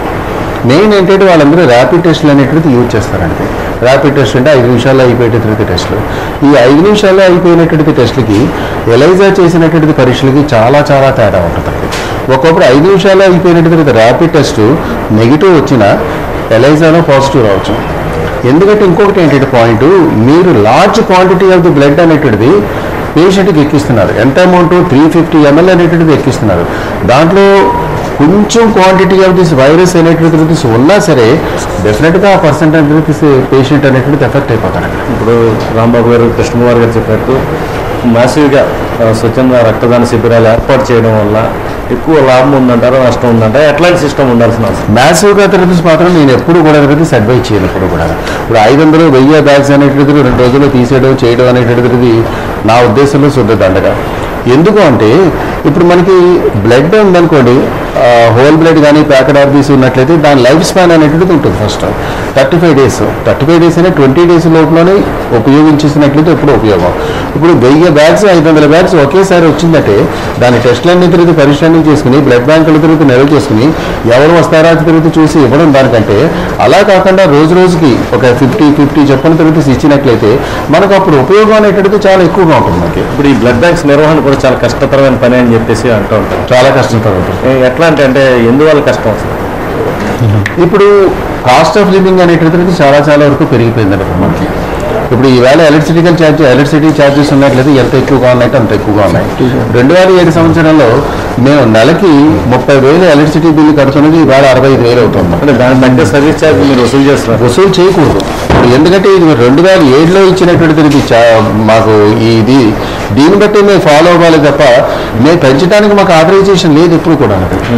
వాళ్ళు మళ్ళీ మాకు లెటర్ పంపించి అంటే ఎట్లాంటి వ్యవహారం ఉండడం వల్ల దళారీ వ్యవస్థ బాగా పుంజుకుంది, వాళ్ళతో టైఅప్ అయ్యి కొంతమంది కొన్ని బ్లడ్ బ్యాంక్స్ ఈ విధంగా చేస్తున్నాయని ఆరోపణలు అనుకోరు. అది అంటే ఇట్లా తక్కువ రేట్లు 2007లో ఎప్పుడో ఉన్న రేట్లు మీకు గిట్టుబాటు అవ్వవు, సో ఇంకో ఆల్టర్నేటివ్ వెళ్తున్నారన్న వాదన వరకు అది మాత్రం తప్పండి. దళారీ వ్యవస్థ అనేటువంటిది రేర్ గ్రూప్స్లో మీకు ఎక్కువగా ఉంటుంది తప్ప రెగ్యులర్గా జరిగే తర్వాత O positive group, B positive గ్రూపులు అంత దళారీ వ్యవస్థ మటుకు మనకి ఎప్పుడు కూడా ఉండదు. ఇంకోటి ఏంటంటే ప్లేట్లెట్స్ విషయంలో మటుకు డెఫినెట్గా దళారీ వ్యవస్థ ఉంటుంది. ఎందుకంటే ఆ డోనర్ మటుకు ఖచ్చితంగా కావాలి కాబట్టి. సపోజ్ హోల్ బ్లడ్ ప్యాకెట్ ఆర్బీసీకి వచ్చి మా దగ్గర ఉన్నట్లయితే డెఫినెట్గా ఇచ్చేస్తాం. ఇప్పుడైతే మా దగ్గర హోల్ బ్లడ్ ప్యాకెట్ ఆర్బీసీ ఉన్నాయి, మేము ఎవరిని కూడా అడగట్లేదు. వాళ్ళు అడిగిన తర్వాత మీరు పట్టుకెళ్ళిపోను, ప్లేటెట్స్ కావాల్సి వచ్చినప్పుడు మేము డోనర్ అడుగుతాం. Okay sir. కృష్ణకుమార్ గారు, ఇప్పుడు రెడ్ క్రాస్ సంబంధించి చాలా రక్తదానం సంబంధించి చాలా అవేర్నెస్ ప్రోగ్రామ్ చేయడం జరిగింది. ఈ శిబిరాల మీద ఫస్ట్ అవగాహన కల్పించేది ఒక రకంగా అయితే రెడ్ క్రాస్, నెక్స్ట్ మనకి చిరంజీవి కావచ్చు, ఇంకోటి కావచ్చు, స్వచ్ఛంద హాస్పిటల్ కావచ్చు. అసలు మీరన్నట్టు గవర్నమెంట్కి సంబంధించిన సంస్థలు ఎక్కువ ఇన్వాల్వ్మెంట్ ఉంటే కొన్ని అవకతవకలు కానీ ఇలాంటివి తగ్గే అవకాశం ఉంది. కాదండి, గవర్నమెంట్ ఎంత తగ్గితే అంత మేలు జరుగుతుందని నా అభిప్రాయం. ఎందుకంటే వాళ్ళ గవర్నమెంట్ రూల్స్ మనం తీసుకుంటే 1940వ సంవత్సరంలో ఔషధాలు సౌందర్య సాధనాల చట్టం అని చట్టం వచ్చింది. ఆ చట్టం కింద వస్తుంది 1940. డ్రగ్స్ అండ్ కాస్మెటిక్స్ యాక్ట్ 1940 కింద వస్తుంది ఈ బ్లడ్ ట్రాన్స్ఫ్యూజన్ అని. ఈ బ్లడ్ ట్రాన్స్ఫ్యూజన్కి సంబంధించి అనేకమైన వ్యవహారాలన్నీ ఉన్నాయని ముందు అనుకున్నాం కదండి. ఇప్పుడు గవర్నమెంట్ పెట్టిన నామ్స్ ఇవన్నీ ఏ పద్ధతులు కూడా గవర్నమెంట్ వాటికి సంబంధించిన నామ్స్ పాటించడానికి సరిపడా ఎక్విప్మెంట్ వాళ్ళకి సరఫరా చేయదు. సరఫరా చేసిన వాళ్ళు దాన్ని కండిషన్లో ఉంచరు, ఉన్న దాన్ని పట్టించుకోరు. అందుకే ఇలాంటి విషయాల్లో ఈవెన్ ప్రపంచవ్యాప్తంగా కూడా దీంట్లో ఎన్జిఓస్ని ఎంకరేజ్ చేయడానికే ప్రయత్నాలు జరుగుతున్నాయి తప్ప వరల్డ్ హెల్త్ ఆర్గనైజేషన్ దగ్గర నుంచి కానీ రెడ్ క్రాస్ లాంటి సంస్థలు కానీ ఎన్జిఓస్ని ఎక్కువ యాక్టివైజ్ చేస్తే పని జరుగుతుంది అనుకుంటున్నారు తప్ప గవర్నమెంట్ ఇన్వాల్వ్మెంట్ వల్ల నష్టం తప్ప లాభం ఉండదు. ఇంకొకటి కూడా ఉంది ఇక్కడ. ఇవాళ బ్లడ్ డొనేషన్ అనేది 3 రకాలు జనరల్గా. ఒకటి వాలంటరీ దాతలు, స్వచ్ఛందంగా వచ్చి దాతలు. ఇప్పుడు వీరు మన రాంబాబు గారు లాంటి సంస్థలు నిర్వహించి స్వచ్ఛందంగా ఇచ్చి దాతలు. రెండోది బంధుమిత్రులు. బంధుమిత్రులు ఎవరికో ఏదో ఇదిగా ఉందంటే అక్కడికి వెళ్ళడం, ఇవ్వడం, అక్కడి నుంచి వాళ్ళకి కావాల్సిన తెచ్చుకోవడం, ఇది ఒకటి. మూడోది పెయిడ్ డోనర్స్, అంటే తీసుకుని వాళ్ళని డబ్బులు తీసుకుని ఇచ్చేవాళ్ళు.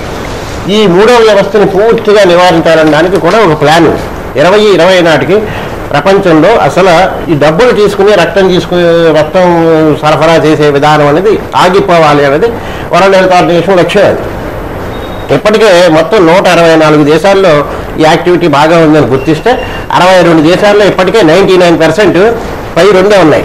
ఏది వాలంటరీ డోనార్స్ ఉన్నారు, రీప్లేస్మెంట్ డోనార్స్ అంటే బంధుమిత్రులు, ఈ 2 ఉన్నాయి. 3 లేవు 62 దేశాల్లో. ఇంకా 164 దేశాల్లో చేయాలనుకున్న 2020 నాటికి అంత కష్టం కాదు, ఎందుకంటే అవేర్నెస్ పెరుగుతుంది. అందుచేత ఏంటంటే వాలంటరీ ఆర్గనైజేషన్స్ రావడం వల్లే ఈ ఊళ్ళో, మన ఊళ్ళో రాంబాబు గారు చేస్తున్నాడు, ఇంకో శ్రీనివాస్, ప్రతి చోట మెరిట్స్ డిమెరిట్స్ ఉండొచ్చు. మొదటి వరకు ఎన్ఎన్ఎస్ చంద్రశేఖర్ కొంతకాలం పెద్ద లిస్ట్ మెయింటైన్ చేశారు. అలా కొన్ని రోటరీ క్లబ్లు మెయింటైన్ చేస్తున్నాయి, వేరే క్లబ్లు, లయన్స్ క్లబ్లు మెయింటైన్ చేస్తున్నాయి.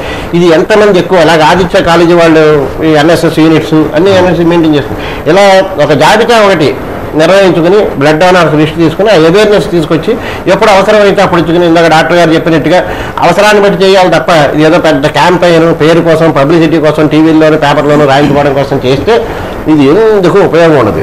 దానివల్ల అపోహలు కూడా పెరుగుతాయి. మీరంతవరకు ఏకీపిస్తారు ఖచ్చితంగా. ఇప్పుడు ఏంటంటే, ఇప్పుడు రక్తదానానికి సంబంధించి మీరన్నట్లుగా అనేక అపోహలు ఉన్నాయి.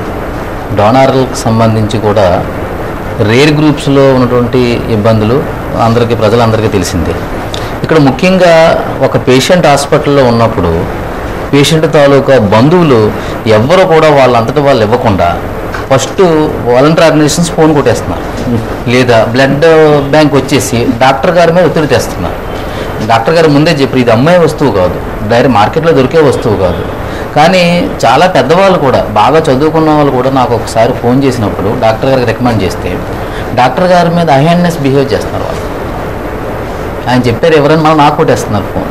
అంటే బేసిక్గా రక్తదానం సంబంధించి అంటే డాక్టర్ పేషెంట్ రిలేషన్లో డాక్టర్ గారు చెప్పడంలో టెన్షన్ ఆయన క్రియేట్ చేస్తున్నాడా, పేషెంట్ తాలూకా బంధువులు అలా చేస్తున్నారో తెలియదు. కానీ ఒక అంటే సౌలభ్యంగా ఈ కార్యక్రమం జరగట్లేదు. బేసిక్గా డాక్టర్ గారు చెప్పినట్టు మన దగ్గర నిల్వలు ఉన్నప్పుడు ఇవ్వడంలో తప్పేమీ లేదు, నిల్వలు లేనప్పుడు ఇబ్బంది వస్తుంది. మీరు అన్నట్టుగా గవర్నమెంట్కి సంబంధించింది ఇక్కడ ఒక విషయం ప్రస్తావించాలి. అత్యధికంగా అంటే ఒక రక్త ప్యాకెట్ ఇవ్వాలంటే పేషెంట్ వెళ్ళినప్పుడు గవర్నమెంట్ హాస్పిటల్ నుంచి బయటికి రావాలంటే అది ఎంత ఇబ్బంది అంటే ఒక ప్రసవ వేదన లాంటిది. హయ్యెస్ట్ కాస్ట్ 850 రూపాయలు ఛార్జ్ చేస్తారు. దీన్ని మేము రాజమండ్రి ఆర్డీఓగా వినయ్ మోహన్ గారు ఉన్నప్పుడు వీళ్ళు రిప్రజెంట్ తగ్గించండి సార్, జాగృతి క్లోజ్ చేశారు, ఓన్లీ అప్పుడు ధన్వంతరి కొత్తగా వచ్చింది, మన రాజమండ్రి ప్రజానికానికి అవసరమైనటువంటి రక్తం సరఫరా చేయడానికి మన దగ్గర మెకనైజేషన్ లేదు, మీరు రెడ్ క్రాస్ది ఒకటి మెకనైజేషన్ వచ్చి ఉంది కదా దాన్ని ఓపెన్ చేయించండి, లేదా గవర్నమెంట్ హాస్పిటల్ ఉన్న బ్లడ్ బ్యాంక్ను బలోపేతం చేయండి అని అడిగినప్పుడు ఆయన కాస్ట్ తగ్గించడానికి కూడా ఒప్పుకోలేదు. అప్పుడు 650కి ఇచ్చేవారు డాక్టర్ గారు, 650 రూపాయలు కాస్ట్ ఉండేది. ఇక్కడ కాస్ట్ తగ్గించడంలో డాక్టర్ గారు ఉండే ఇబ్బందులన్నీ చెప్పారు ఆయన చెప్పారు. కానీ ఇక్కడ గవర్నమెంట్ తరఫు నుంచి రావాల్సింది ఏంటంటే, ఇప్పుడు హైదరాబాద్ కేంద్రంగా నడుస్తున్న చిరంజీవి బ్లడ్ డోనర్స్ బ్యాంక్ ఏంటంటే గవర్నమెంట్ నుంచి పూర్తి స్థాయి సబ్సిడీ దానికి ఉన్నట్టుగా మన దగ్గర సమాచారం ఉంది. అంటే దానికి కావాల్సిన కెమికల్ మెకనైజేషన్ అంతా కూడా గవర్నమెంట్ సబ్సిడీలో కానీ ఫ్రీగా ఇవ్వడం ద్వారా వాళ్ళ తక్కువ రేటుకి ఇస్తున్నారనేది వాళ్ళ ప్రచారం.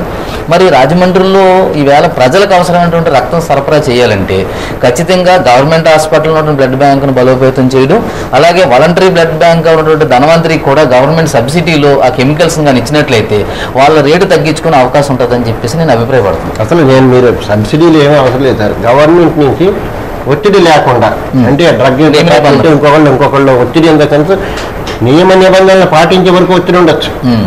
ఇతరత్ర నేను చెప్పాను చూసారా, కరప్షన్ ఎక్కడైతే ఇదయిందో అవన్నీ డాక్టర్ సొంత డబ్బు పెట్టుకుంటాడని మనం ఎంత వరంతరి అయినా నేను అనుకోను. ఖచ్చితంగా మన మీద వేస్తాను. ఇది ఉంది అని మాత్రం నాకు పూర్తి నమ్మకం. వీళ్ళు చెప్పినా చెప్పకపోయినా నేను చెప్తున్నాను, డ్రగ్స్ కంట్రోల్ డిపార్ట్మెంట్ దగ్గర ఈ విషయంలో బ్లడ్ డొనేషన్కి సంబంధించిన విషయంలో కానీ బ్లడ్ బ్యాంక్స్ కానీ వాళ్ళకి నియంత్రణ ప్రతి వ్యవస్థని వాళ్ళు పీడిస్తున్నారు. అదేగాక ఈ మధ్య జరుగుతున్నట్టు ఒక రాజమండ్రిలో గత 2-3 సంవత్సరాలుగా ఒక అంటే ఆ విషయాన్ని ఎలా చెప్పాలో అర్థం కావట్లేదు. కానీ నాకు రాజమండ్రి కేంద్రంగా నడుస్తున్న రక్త నిధి కేంద్రాలకు కాకుండా రాజమండ్రి చుట్టుపక్కల రాజమండ్రి పట్టణంలో అనేక ఈ బ్లడ్ డొనేషన్ క్యాంప్స్ కాకినాడలో ఉన్న రెడ్ క్రాస్కి ఇతర గవర్నమెంట్ హాస్పిటల్, కాకినాడలో గవర్నమెంట్ హాస్పిటల్ తరలించబడుతున్నాయి. దీని మీద నేను దీంతో విభేదిస్తున్నాను. నేను రాజమండ్రి ప్రజానీకానికి కావలసినటువంటి ఇక్కడ బ్లడ్ బ్యాంకులు ఉన్నాయి, ఇక్కడ ప్రిజర్వ్ చేసే కెపాసిటీ ఉండగా కాకినాడ బ్లడ్ బ్యాంకులకి ఇక్కడ ఉన్నటువంటి డోనర్స్, ఇక్కడ ఉన్నటువంటి స్వచ్ఛంద సంస్థలు ఎందుకు వాళ్ళు క్యాంపులు చేస్తున్నారనే దాని మీద మనం ఖచ్చితంగా ప్రశ్నించాల్సిన అవసరం ఉంది. దీన్ని నేను రాజమండ్రిలో ఉన్నటువంటి స్వచ్ఛంద రక్తదాతల్ని కార్పొరేట్ ఆలోచనలో ఎందువల్ల అలా జరుగుతుందండి? ఖచ్చితంగా దీంట్లో ఒక మతలబ్ ఉంది. రాజమండ్రిలో జాగృతి బ్లడ్ బ్యాంక్ ఉన్నప్పుడు ఇప్పుడు ధనవంతరి ఉంది, ప్రభుత్వ ఆసుపత్రి ఉంది. ఈ రెండింటిని కాకుండా బయట ఊళ్ళకి ఇవ్వడంలో ఖచ్చితంగా ఒక మతలబ్ అయితే ఉందని నేను అభిప్రాయపడుతున్నాను. నేను దాని మీద ఇంకా లోతుల్లోకి వెళ్ళడానికి నాకు పూర్తి సమాచారం లేదు. కానీ నేను రాజమండ్రిలో ఉన్నటువంటి కళాశాలను కానివ్వండి, కార్పొరేట్ సెక్టర్లను కానివ్వండి, ఎవరైతే రక్తదాన శిబిరాలు నిర్వహిస్తున్నారో వాళ్ళందరికీ ఈ వేదిక నుంచి విజ్ఞప్తి చేస్తున్నాను. రాజమండ్రి ప్రజానికానికి, రాజమండ్రి అనేది పెద్ద మెడికల్ హెల్త్ చెకప్ సెంటర్, ఇది పెద్ద హాస్పిటల్స్ ఉన్నటువంటి కేంద్రం.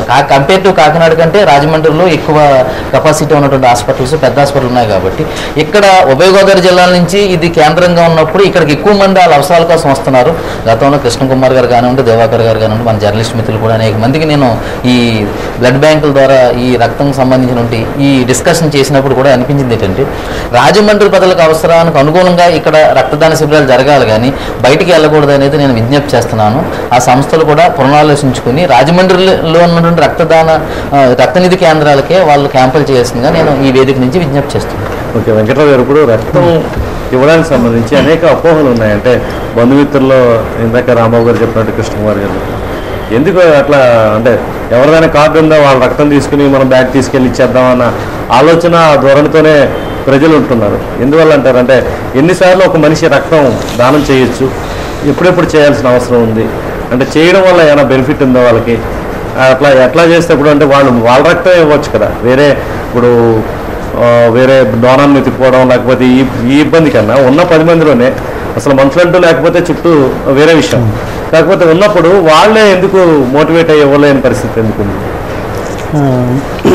ఈ బ్లడ్ డొనేషన్ అన్నది ఇస్తే బలహీనమైపోతామేమో అన్నది ఒక అపోహ ఉండేది చెన్నాళ్ళు. ఇప్పుడు కొంచెం అందులో నుంచి బయటపడ్డారు. 2, ఈ బ్లడ్ డొనేషన్ ఇచ్చేటప్పుడు మన ఫ్రెండ్ అత్యవసర పరిస్థితిలో ఉన్నప్పుడు మాట్లాడడానికి అయితే చాలామంది వస్తున్నారు. బ్లడ్ ఇవ్వండి అన్నప్పుడు అందులో ఒక 60% అక్కడి నుంచి అంటే ఫోన్ నెంబర్ ట్రై చేయడానికి చూస్తాను ఆలోచన ఎవరికి ఉండదు. ఇవ్వడానికి ఇస్తే ఎందుకు మనలో ఎనర్జీ తగ్గిపోతుందేమో. ఇస్తే మంచిదేనండి. బ్లడ్ ఇస్తే మళ్ళీ వాళ్ళకి ఇమీడియట్గా ఒక బాటిల్ బ్లడ్ ఇస్తే ఎన్నో రోజులు రెస్ట్లో ఉండాలా, ఎంతో మంచి ఆహారం తినాలా, ఇక్కడి నుంచి కూర్చుని ఇవన్నీ నేను ఎందుకు చేయాలా, రేపు నేను పనిలోకి వెళ్ళిపోవాలా, రేపు నేను కూలి పని ఉంది నాకు అనేవాళ్ళు ఉన్నారు.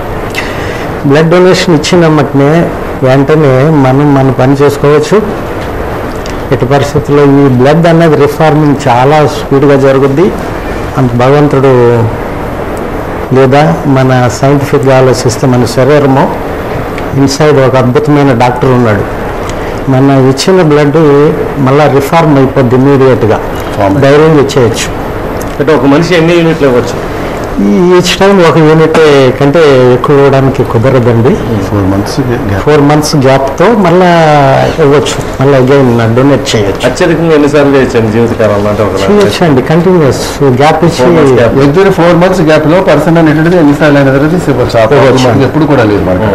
ఈవెన్ కొంతమంది అయితే 100 సార్లు 200 సార్లు ఇచ్చినటువంటి రికార్డులు కూడా మన దగ్గర ఉన్నాయి. 18 సంవత్సరాల దగ్గర నుంచి 60 సంవత్సరాలు 65 సంవత్సరాల వయసులో వాడు ఎన్నిసార్లు అయినా మీకు ఇవ్వచ్చు. అక్కడ ఆ ప్రాబ్లం ఇవ్వడం వల్ల వాళ్ళకి బెనిఫిట్ ఏమైనా ఉన్నాడు? వాళ్ళకి కొత్త బ్లడ్ అనేటువంటి ఫామ్ అవ్వడం నుంచి డెఫినెట్గా వాళ్ళు హెల్తీగా ఉంటారు. ఇంకోటి వాళ్ళకి వెయిట్ రిడక్షన్ ఉంది, హెల్తీ నేచర్ అనేటువంటిది డెఫినెట్గా వాళ్ళకి వాళ్ళలో హైపర్ కొలెస్ట్రాల్ కానీ, ఎక్కువ కొలెస్ట్రాల్ ఉండడం కానీ, ట్రైగ్లిసరైడ్స్ ఎక్కువ ఉండడం కానీ అలాంటివి ఏమీ లేకుండా నార్మల్ హ్యాపీ లైఫ్ అనేటువంటిది చాలా వరకు లీడ్ చేస్తారు. అవన్నీ కూడా చాలా మంచి బ్లడ్ ఇవ్వడం. ఇప్పుడు మన బాడీలో 5 లీటర్స్ బ్లడ్ ఉంది, దాంట్లోంచి 350 ml ఇచ్చినట్లయితే ఏ రకమైన నష్టం ఎప్పుడు కూడా లేదండి. ఇప్పుడు రాంబాబు గారు ఇందాక చెప్పినట్టు ఎక్కువ రక్తం అంతా కూడా చుట్టుపక్కల ప్రాంతాలకు తరలిపోతుంది. మన ఏరియా రక్తం మన ఏరియా ఇక్కడ ఉన్న రోజులకి ఉపయోగపడేలాగా ఉండటం లేదు. దానికి కారణాలు అనేక రకాలు ఉన్నాయంటున్నారు. ఐఎంఏ అడ్జస్టులుగా మీరు చెప్పండి, ఎట్లాంటి ప్రాబ్లమ్స్ అయినా ఉన్నాయా రాజమండ్రిలో? మనం ఈ ఊర్లో మనం కలెక్ట్ చేసిన బ్లడ్ పక్క ఊరికి పంపిస్తున్నారు అంటే ఇది ఒక అండర్స్టాండింగ్ లోపమే. ఈ అండర్స్టాండింగ్లో ఏమేమి విషయాలు ఉన్నది అన్నది చెప్పడం చాలా కష్టం. సరే, ఇక్కడ ధన్వంతరికి ఇస్తే ఏంటి, కాకినాడ తీసుకెళ్ళి ఇస్తే ఏంటి, వారికి ఏమైనా బెనిఫిట్స్ ఉన్నాయేమో కాకినాడ తీసుకుపోతున్నారు. నేను గవర్నమెంట్ తరఫున పద్ధతి ప్రకారం, గవర్నమెంట్ నియంత్రణలో పద్ధతి ప్రకారం మేము చేస్తున్నామంటే వారికి ఇష్టం లేదేమో, మరో చోటకి తరలిస్తే సంథింగ్ బెటర్ అని వారు ఫీల్ అవుతున్నారేమో. సంథింగ్ బెటర్ ఏంటి అన్నది మనం తెలుసుకోవాలండి. వారు ఇది నియంత్రించి మన ప్రాంతంలో రక్తం మన ప్రజలకే ఉపయోగిస్తే మనల్ని మనం రక్షించుకోవాలా, ముందు రక్షించుకుని మనకి ఎక్స్ట్రా ఉంటే పట్టుకెళ్ళి అదర్ సిటీస్కి పంపిస్తే బాగుంటుంది. శ్రీనివాస్ గారు, అంటే ఈ అపోహల ఈ ఆరోపణల మీద మీ స్పందన, బ్లడ్ బ్యాంక్స్ మీద నమ్మకం తగ్గిందంటారా, లేకపోతే ఇక్కడ రక్తం ఇవ్వడానికి వాళ్ళు భయపడుతున్నారా, ఏంటి అసలు? రక్తదానం ఇవ్వడానికి భయపడుతున్నారు అని చెప్పి అనేది కాదండి. పెద్ద ఎత్తున రక్తం అంతా కూడా కాకినాడ ప్రాంతానికి 50 units 100 units ఒక పర్సన్ అనేది తీసుకొచ్చి లేదంటే ప్రిజర్వ్ చేయలేని వాతావరణం ఎక్కువ కాదు. వాళ్ళెవరూ కూడా ఇచ్చే వాళ్ళెవరూ కూడా మమ్మల్ని కాంటాక్ట్ చేయట్లేదు. దీంట్లో అనేటువంటిది కొంతమంది మిడిల్ పర్సన్స్ అనేటువంటిది ఇన్వాల్వ్ అవుతున్నారు. వాళ్ళకి ఏ రకమైన బెనిఫిట్ ఉంటుంది అనేటువంటిది మాకు తెలియట్లేదు. అక్కడ వాళ్ళేమో వాళ్ళని పిలుస్తున్నారు, మీరేమో ఇక్కడ ఇబ్బంది అని చెప్పంటారు, ఆ పర్సన్స్ ఏమో వస్తున్నారు, ఇక్కడ కలెక్ట్ చేసుకుంటారు, తీసుకెళ్ళిపోతున్నారు. పేపర్లో చూసిన తర్వాత మాకు కనపడుతుంది. ధన్వంతరిలో మేము ఉండగా ఇంకోళ్ళు ఎవరో వచ్చి మాకు పట్టుకెళ్ళి అని చెప్పేది మాకు అనిపిస్తుంది. అది ఫస్ట్ థింగ్. రెండవది ఏంటంటే, నేను అందరినీ కూడా ఈ వేదిక దగ్గర నుంచి కోరుకునే వాలంటీర్ ఆర్గనైజేషన్స్ రాజమండ్రిలో ఎన్ని ఉన్నాయో నాకు తెలియదు, మేబీ 300 or 400 ఉంటుంది. ధన్వంతరి బ్లడ్ బ్యాంక్ దాంట్లో ఫ్యూచర్లో ఏ విధంగా ఉండాలంటే మేబీ ఒక 6 months కానీ 1 year పీరియడ్ కానీ మనకు ఉండవలసింది. పర్సన్ వచ్చి నాకు బి పాజిటివ్ కావాలి అని చెప్పి అడిగి బ్యాగ్ పట్టుకెళ్ళిపోయేటువంటి స్టేజ్లో ఉండాలి. ఆ కౌంటర్లో రిసెప్షన్లో కూర్చున్నటువంటి పర్సన్ మీరు బ్లడ్ ఇవ్వండి అని చెప్పి అడగకూడదు. అది ఎప్పుడు జరుగుతుంది అంటే, రోజుకి వాలంటరీ ఆర్గనైజేషన్ ఒక 400 వాలంటరీ ఆర్గనైజేషన్ అనుకున్నారు. 400 వాలంటరీ ఆర్గనైజేషన్ రోజుకు ఒకళ్ళు మాకు 50 units బ్లడ్ ఇచ్చినప్పుడు నేను ఎవరిని కూడా బ్లడ్ కావాలని చెప్పి అడగను. అంటే ఫైనల్గా సమయం మించిపోతుంది, మీరు ఇచ్చే సందేశం బ్లడ్ బ్యాంక్స్ తరఫున బ్లడ్ అనేటువంటిది చాలా బజార్లో మార్కెట్లో మనం లేనటువంటి వస్తువు. ఈ బ్లడ్ అనేటువంటిది చాలామంది లైఫ్ని సేవ్ చేస్తున్నారు.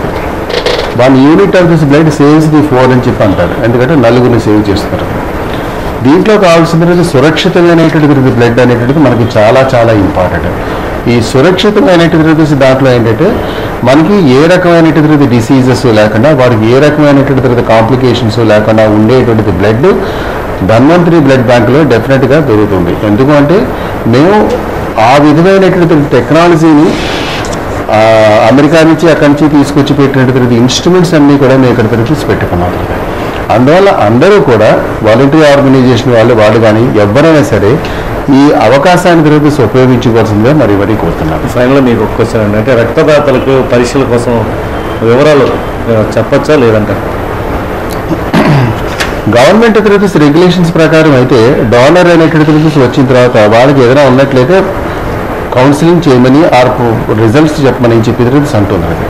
కానీ దీంట్లో అనేటువంటిది కొన్ని ఇబ్బందులు జరుగుతున్నాయి మాకు అక్కడ. సపోజ్ మీ బ్యాగ్ అనేటువంటిది చాలా రకాలైనటువంటి కారణాల వల్ల ఒకటి డిస్కార్డ్ చేస్తూ ఉంటాం.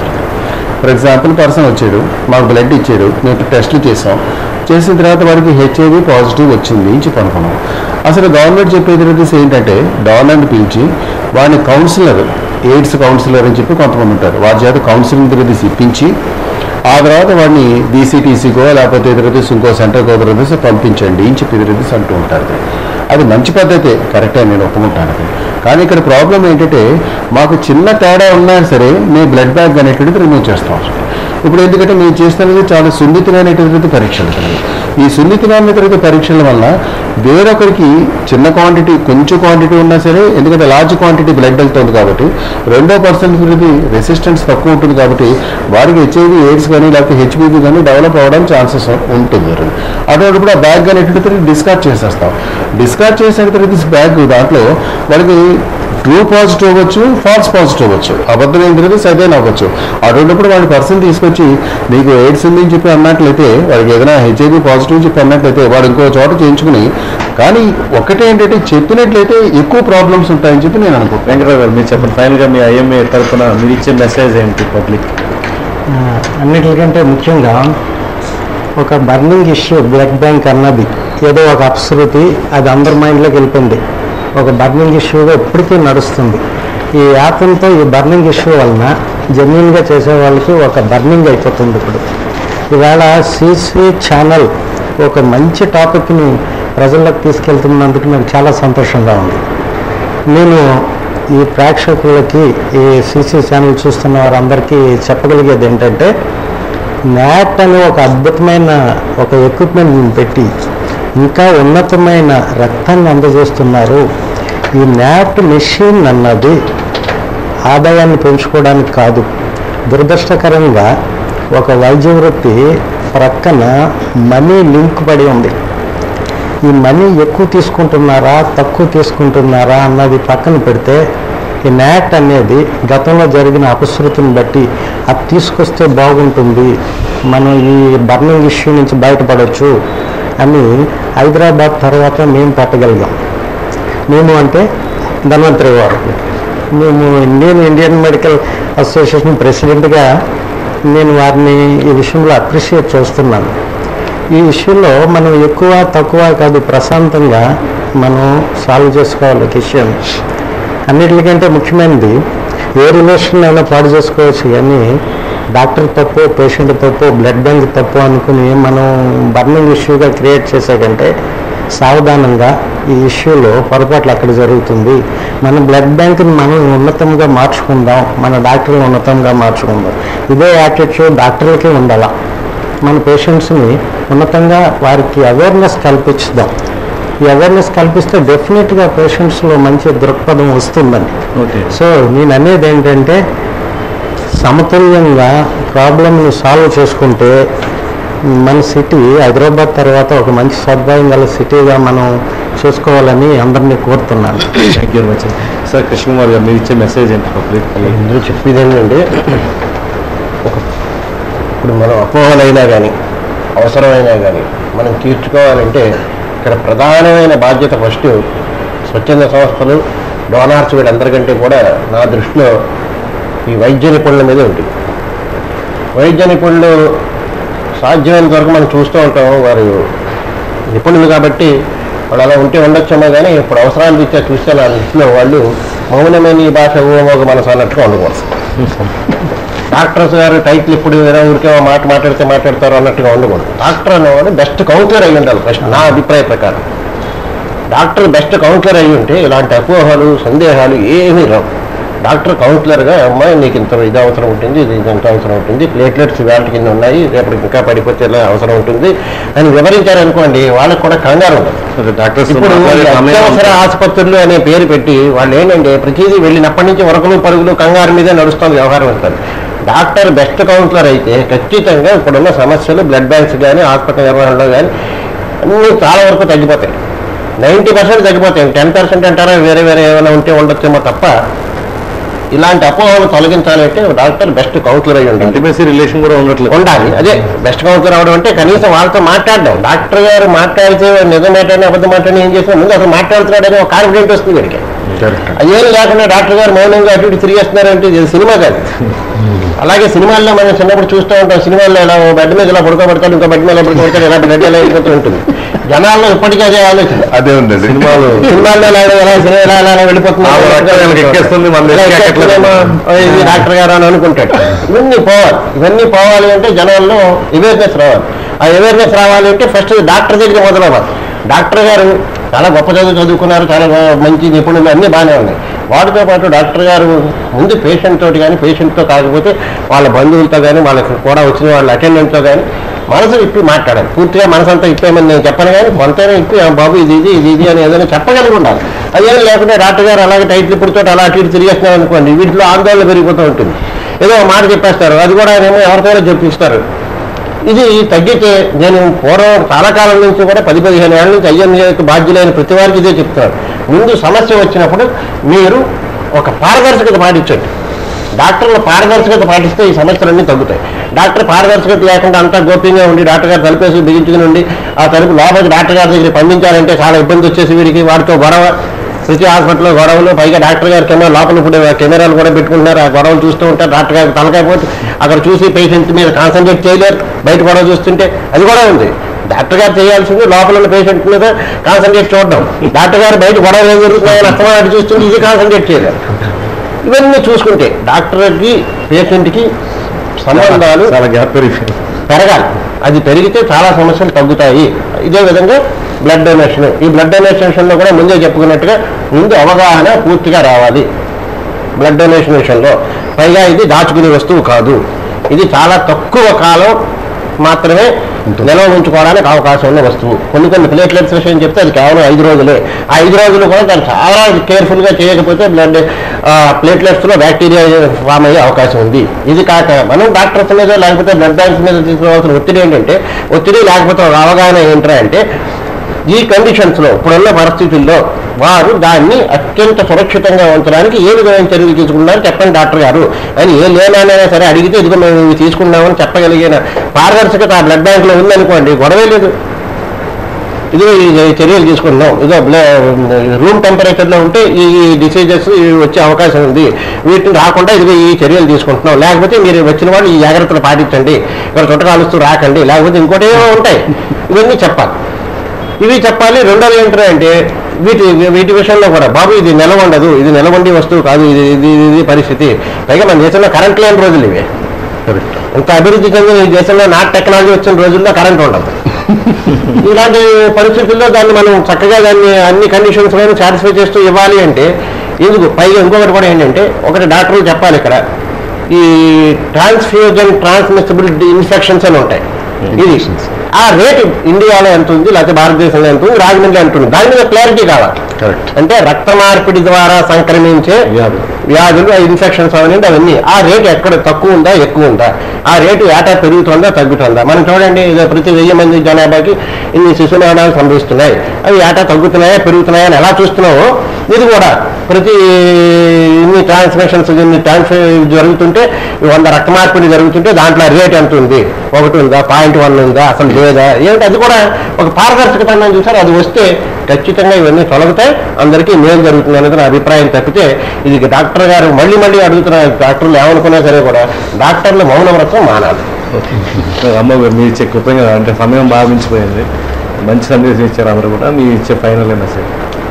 స్వచ్ఛంద సేవా సంస్థల తాలూకా పాత్ర ఏదంటే దీంట్లో బ్లడ్ బ్యాంకుల వారు ఖచ్చితంగా ఇప్పుడు డాక్టర్స్ అవగాహన కలిగించిన ఒక ఎత్తు అయితే, బ్లడ్ కోసం వచ్చినటువంటి పేషెంట్ బంధువులకి ప్రాథమికంగా బంధువుల ముందు రక్తదానం చేయాలని ఎడ్యుకేట్ చేస్తే అక్కడి నుంచి మొదలవుతుంది అసలు ఈ సిస్టమ్ అంతా. అలాగే ప్రభుత్వం కూడా నియమ నిబంధనలు సవరించుకుని చిన్న స్ట్రే ఇన్సిడెంట్కి బ్లడ్ బ్యాంక్ మూసేయడం అనే విధానాలకి ప్రభుత్వం కూడా దాన్ని అంటే త్వరితగతిన ఆ విచారణ పూర్తి చేసి మరలా వాళ్ళకి అవకాశం ఇవ్వాలి. కొన్ని మేనేజ్మెంట్ అన్నా మారాలి, అడ్రస్ అన్నా మార్చే అవకాశం ఉండాలి. ఎలాంటి మరి ఇది పెనాల్టీస్ లేకుండా ఊరికిన బ్లడ్ బ్యాంక్ క్లోజ్ చేయడం అనేది కూడా కరెక్ట్ కాదు. మన గతంలో జరిగిన ఒక స్ట్రే ఇన్సిడెంట్ అంటే దాని గత చరిత్రను చూడకుండా స్మాల్ ఇన్సిడెంట్ని పట్టుకుని బ్లడ్ బ్యాంకులు క్లోజ్ చేయడం అనేది కూడా కరెక్ట్ కాదు.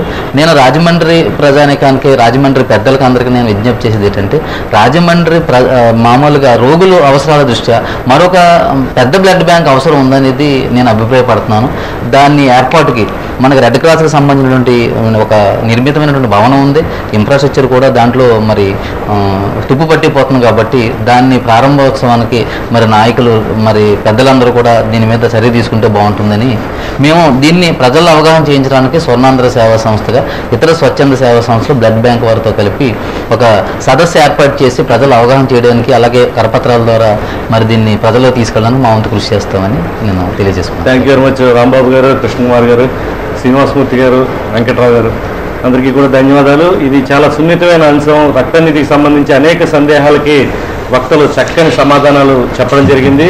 చర్చ విస్తృతంగా ఉండడం వల్ల ఫోన్ కాల్స్ని కూడా పెట్టకపోవడం జరిగింది. ఎందుకంటే ఇది చాలా కీలకమైన అంశం.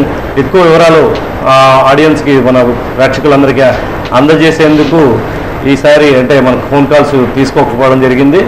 ఇది ఈ వారం మన చర్చా కార్యక్రమం. మరో వారం మరో అంశంలో మళ్ళీ కలుద్దాం. అంతవరకు సెలవు. నమస్కారం.